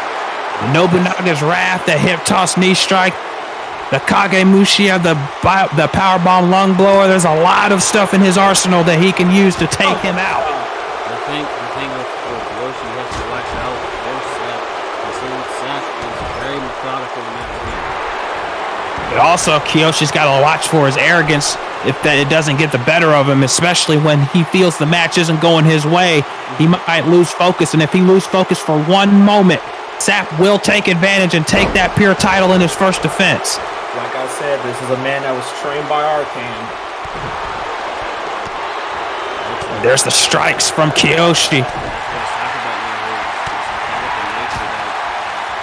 Mindset that Arcane stole upon him.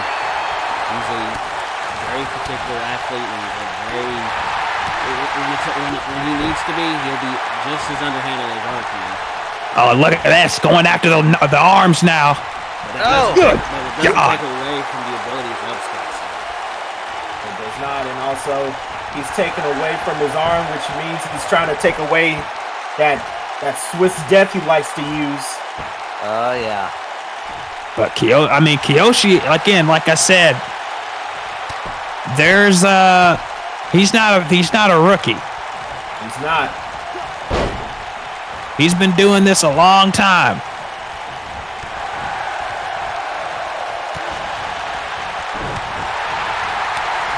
Look at straight shots here.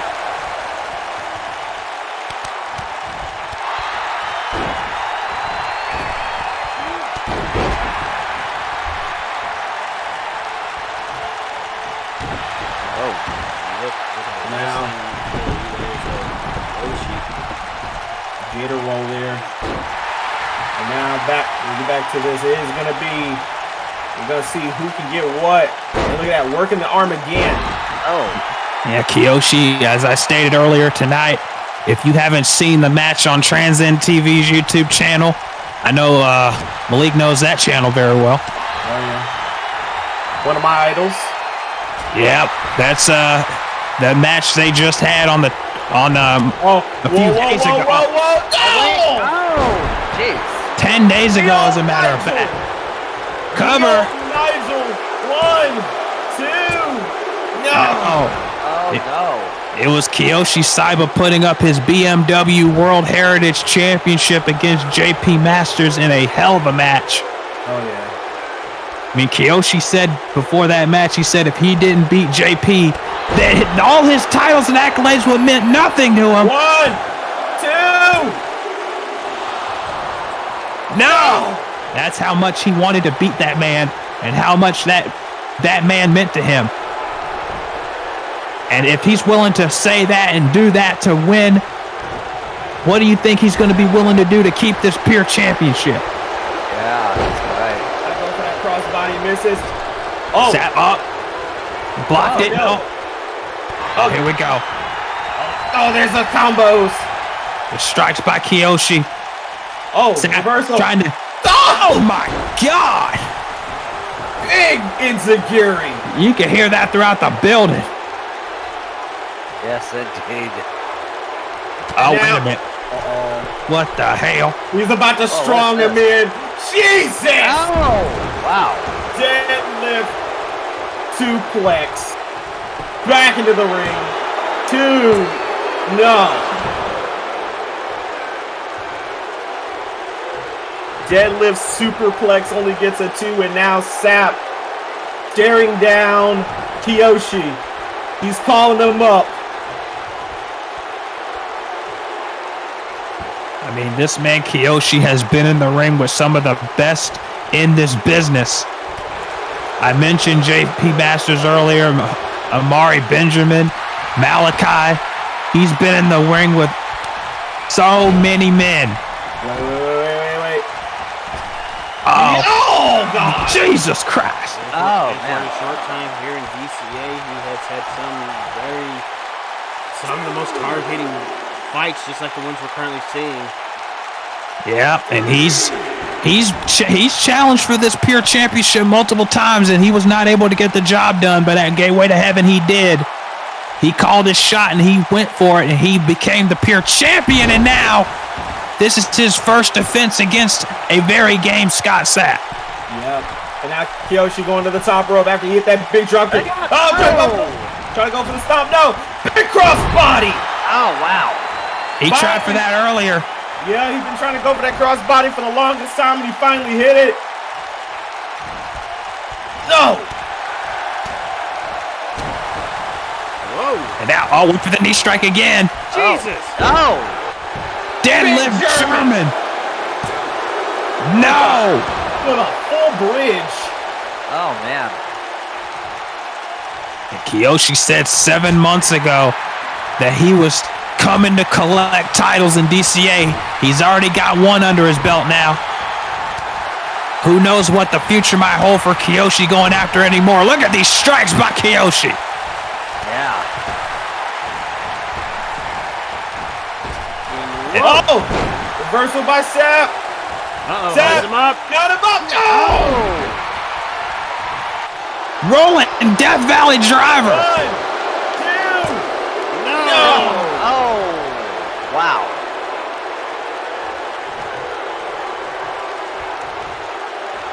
And Sapp wondering what he's got to do. What is it going to take? What is it going to take? Sapp spins some of his blood out after the kicks and strikes he was taking. Yeah, I don't blame him. He might have bit his own tongue. Uh-oh. Hate when that happens. Oh, wait a minute. Jesus Christ. Ripcord Lariat. Sapp likes to go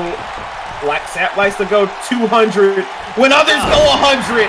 In a lot of his matches, that deep double foot stomp. 2. No.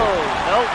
But here's the thing, Malik. I think tonight he's facing somebody who can go 200 just as much as he can.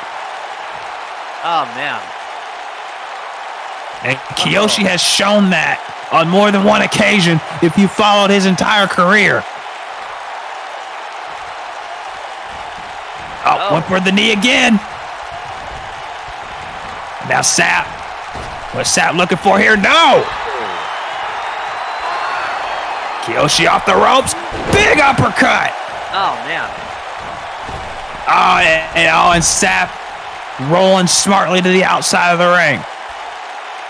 Very smart. Wait a minute! Oh, jeez. Not smart.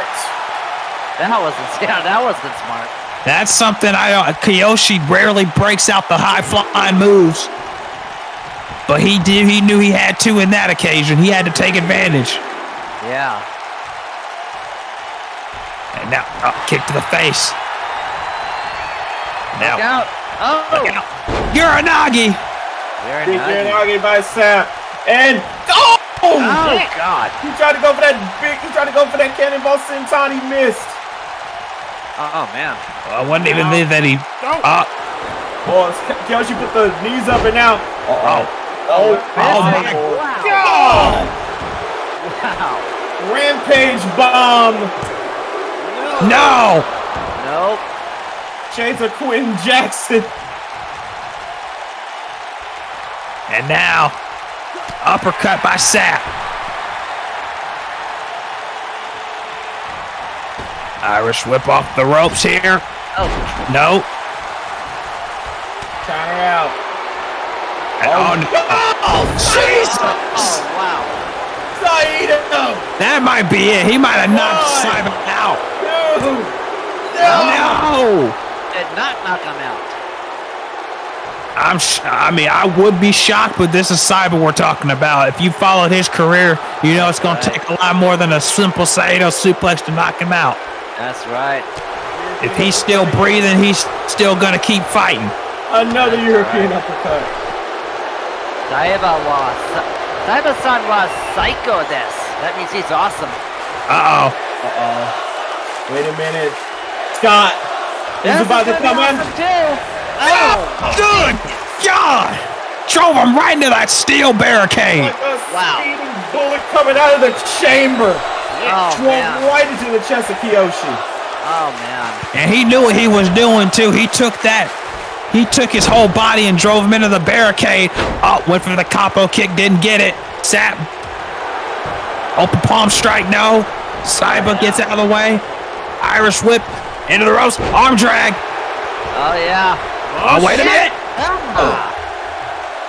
We're down to 5 minutes right now. Sapp has 5 minutes to beat Saiba if he can. But you know Saiba's going to pour the pressure on. 5 minutes to defeat Saiba. We're not on Namek. No. Oh, Christ almighty. Oh. Whoa, went for a kick, didn't connect. Look at that. Wow. Old school lucha head scissors. Knee drop. Telling you, Malik, your boys have been showing out all night tonight. Yes, And now- indeed. Wow. Oh. Jeez. I don't know how Sapp is going to take that. And now, Saiba back in the ring. Christ almighty. Those catch finishes will get you every time. If Sapp didn't have that extra second and a half that he had to get his breath back, we might have had a new pure champion right there. Is he gonna go for the Swiss torpedo? I think Is so. he? Oh! Saiba, man. get out of the way, Tiger Driver! Oh. Got it! 1, 2. No. Not yet. Oh, went for the boot. Sapp got out of the way. Sapp, another Uranagi, no! Oh. Breaking out of it. Oh, Kiyoshi. Oh. GTS! Followed up Break with up. a Oh. penalty kick. PK. That's Oh. gotta be it. Cover! That's gotta 1, 2. No! It is not it. That is not. It is not over. Oh my goodness. We got 3 minutes and we're out of here. But you know Kiyoshi isn't gonna be satisfied with a count out. German. 1, 2. No. He doesn't want a time limit draw. He wants to definitively beat Sapp, and Sapp wants the same thing. Kick. Oh my goodness gracious. Sapp. Calling him up. Can he? No. No. We're out of it. And no, fireman's No. taken over by Sapp. Jump Oh. up and goes line misses.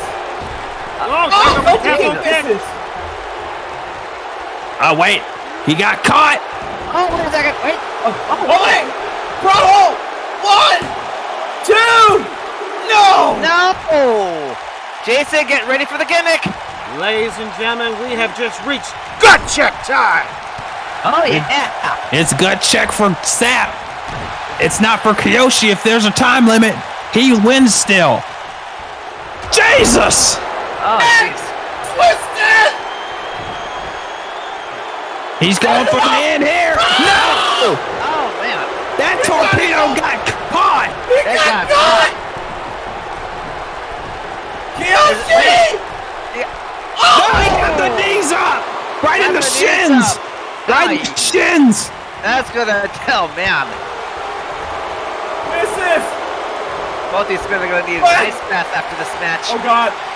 JTS. Again. Hey.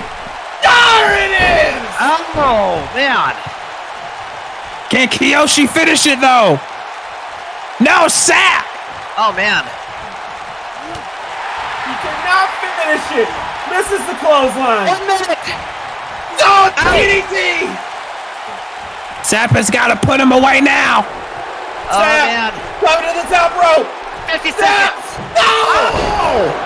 You gotta Oh, go man. for this. You gotta go for this. It's on it. Miss. Oh my god. A kick to Trying the to gut. cannonball. Oh, wait a minute. 40 seconds. Armbar. Armbar. Look how he's trying to get on it. He was working the arm. And oh my God. That's it. That's it. 33 seconds left to spare, and still, your DCA Pure Champion, Saiba Kiyoshi desu.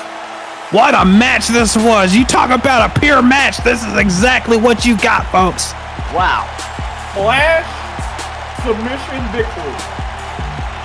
Kiyoshi was working on that arm the whole match. He worked on it early in the match. That adrenaline pumped through him, able to withstand the pain at least for a short period of time, and then he landed that senton into Kiyoshi's knees, and that was all he needed for an advantage there. Yes, indeed. Wow. Don't take us away from Scott Sapp. My God, he went in. Oh, this is look at what this. changed it. Oh, that was right in the spine. That's all he needed. And then, right here, flash submission hold. Yes, indeed. That was Automatic almost hard, wrenched hard, and he had no choice but to tap. Dante, I hope you're watching, folks. I hope you're watching, Dante, because that's your future at Revelations. Yes, indeed. With 33 seconds left to spare. This man retains. Two men that embody the pure division and pure wrestling as a whole. Kiyoshi Saiba and Dante Styles at Revelations 8 for the pure title. But coming up next, we will hear from Takeru Yukimura. Oh, yeah.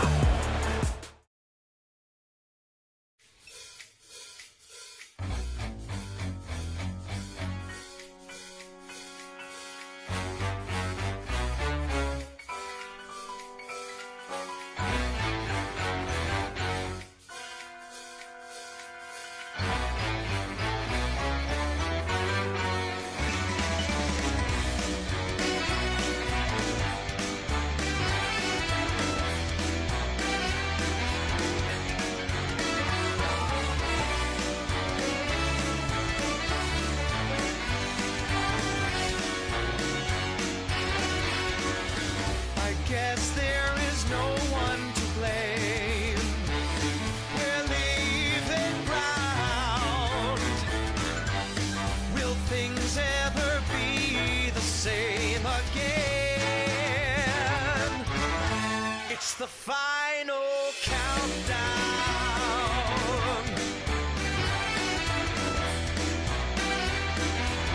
Oh, the final countdown.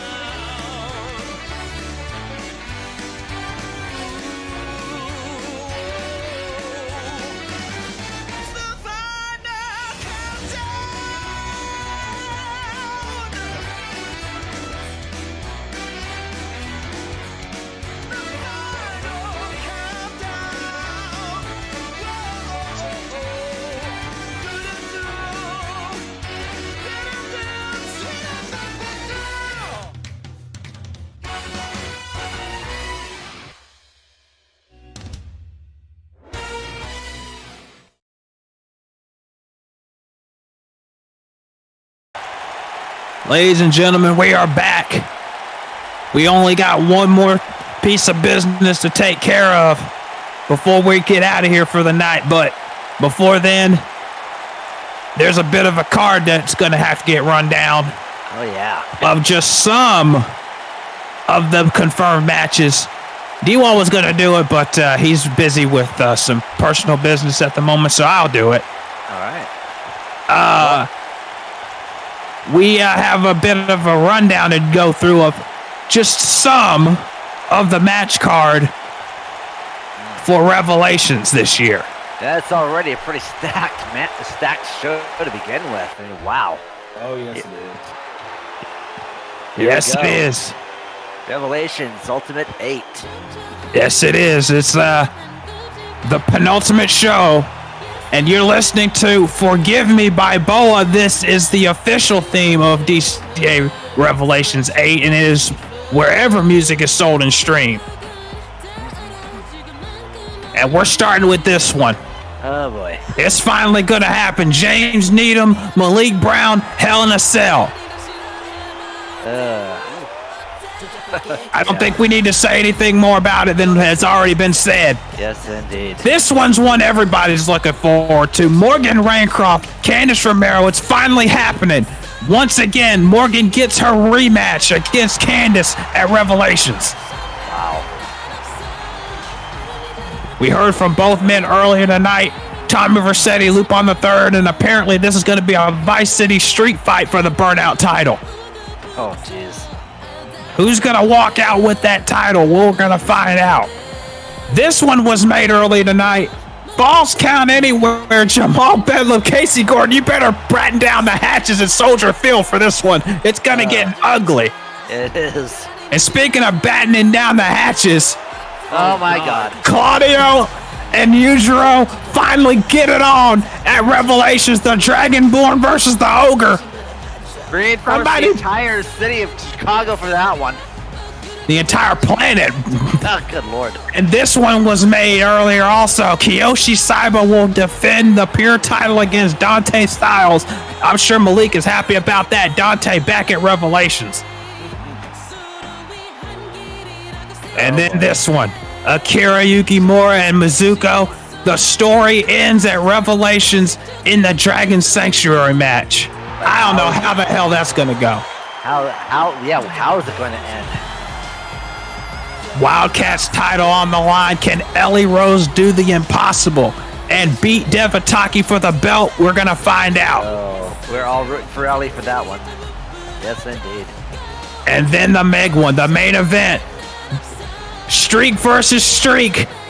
Takeru Yukimura challenges the Destined Supremacy Zack Stone for the World Heavyweight title. That's just some of the matches that we got confirmed. We got a Dead Man's 5, a Dead Woman's 5 match. We got a 15 years in the making. Yeah, Oseko and Yuki Mori. We got a Black Lagoon street fight that we got confirmed yesterday. Oh man. The full card is on twitter.com/DCA Wrestling. But speaking of the World Heavyweight title, Oh, here we go. the Ronin is about to make his presence known. The man that won the Gateway to Heaven ladder match to get this chance. And you want to talk about an anticipated world title match? I don't think you're going to find one more so than this one. There he is. You know, there's a lot of irony when it comes to these two facing each other at Revelation. Considering this entire situation, if you really want to think about what the whole blood belt situation and in the beginning of Zack's downfall, then his resurrection, it started with Zack and Takeru. Yep, when Takeru beat Zack at Proving Ground for the world title. Ironically, it was the Proving Ground before the one that everyone was talking about a year or so afterward. Yeah, definitely. Proving Ground 6, he beat Zack for that belt. Proving Ground 7, Zack got the belt back. And he's held it ever since. And now these two men, two day oneers in this company, two men who are undefeated at Revelations, are going at it for the richest prize in this game. Jason said that this story started with them. It looks like at Revelations is going to end with them. And one of them is going to end up the undisputed face of this company. Oh boy. Wow. And Takeru has something he wants to say. Well, he has every right to say it. So let's hear it.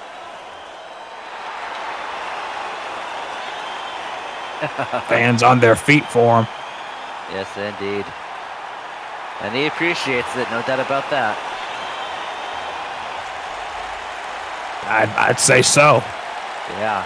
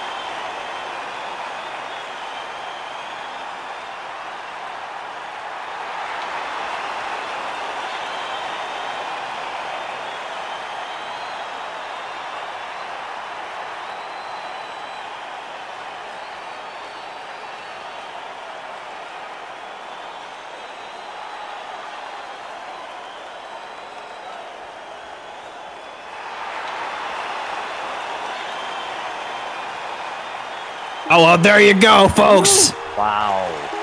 I don't think you can put it any clearer than that. Yes, indeed. Wow. Very clear. He said, and I quote, "There's already a Yukimura that people consider the face of the DCA, and after Revelations, there's going to be 2. Wow. You can't get any more hype than that, folks. We'll see you for the next takedown.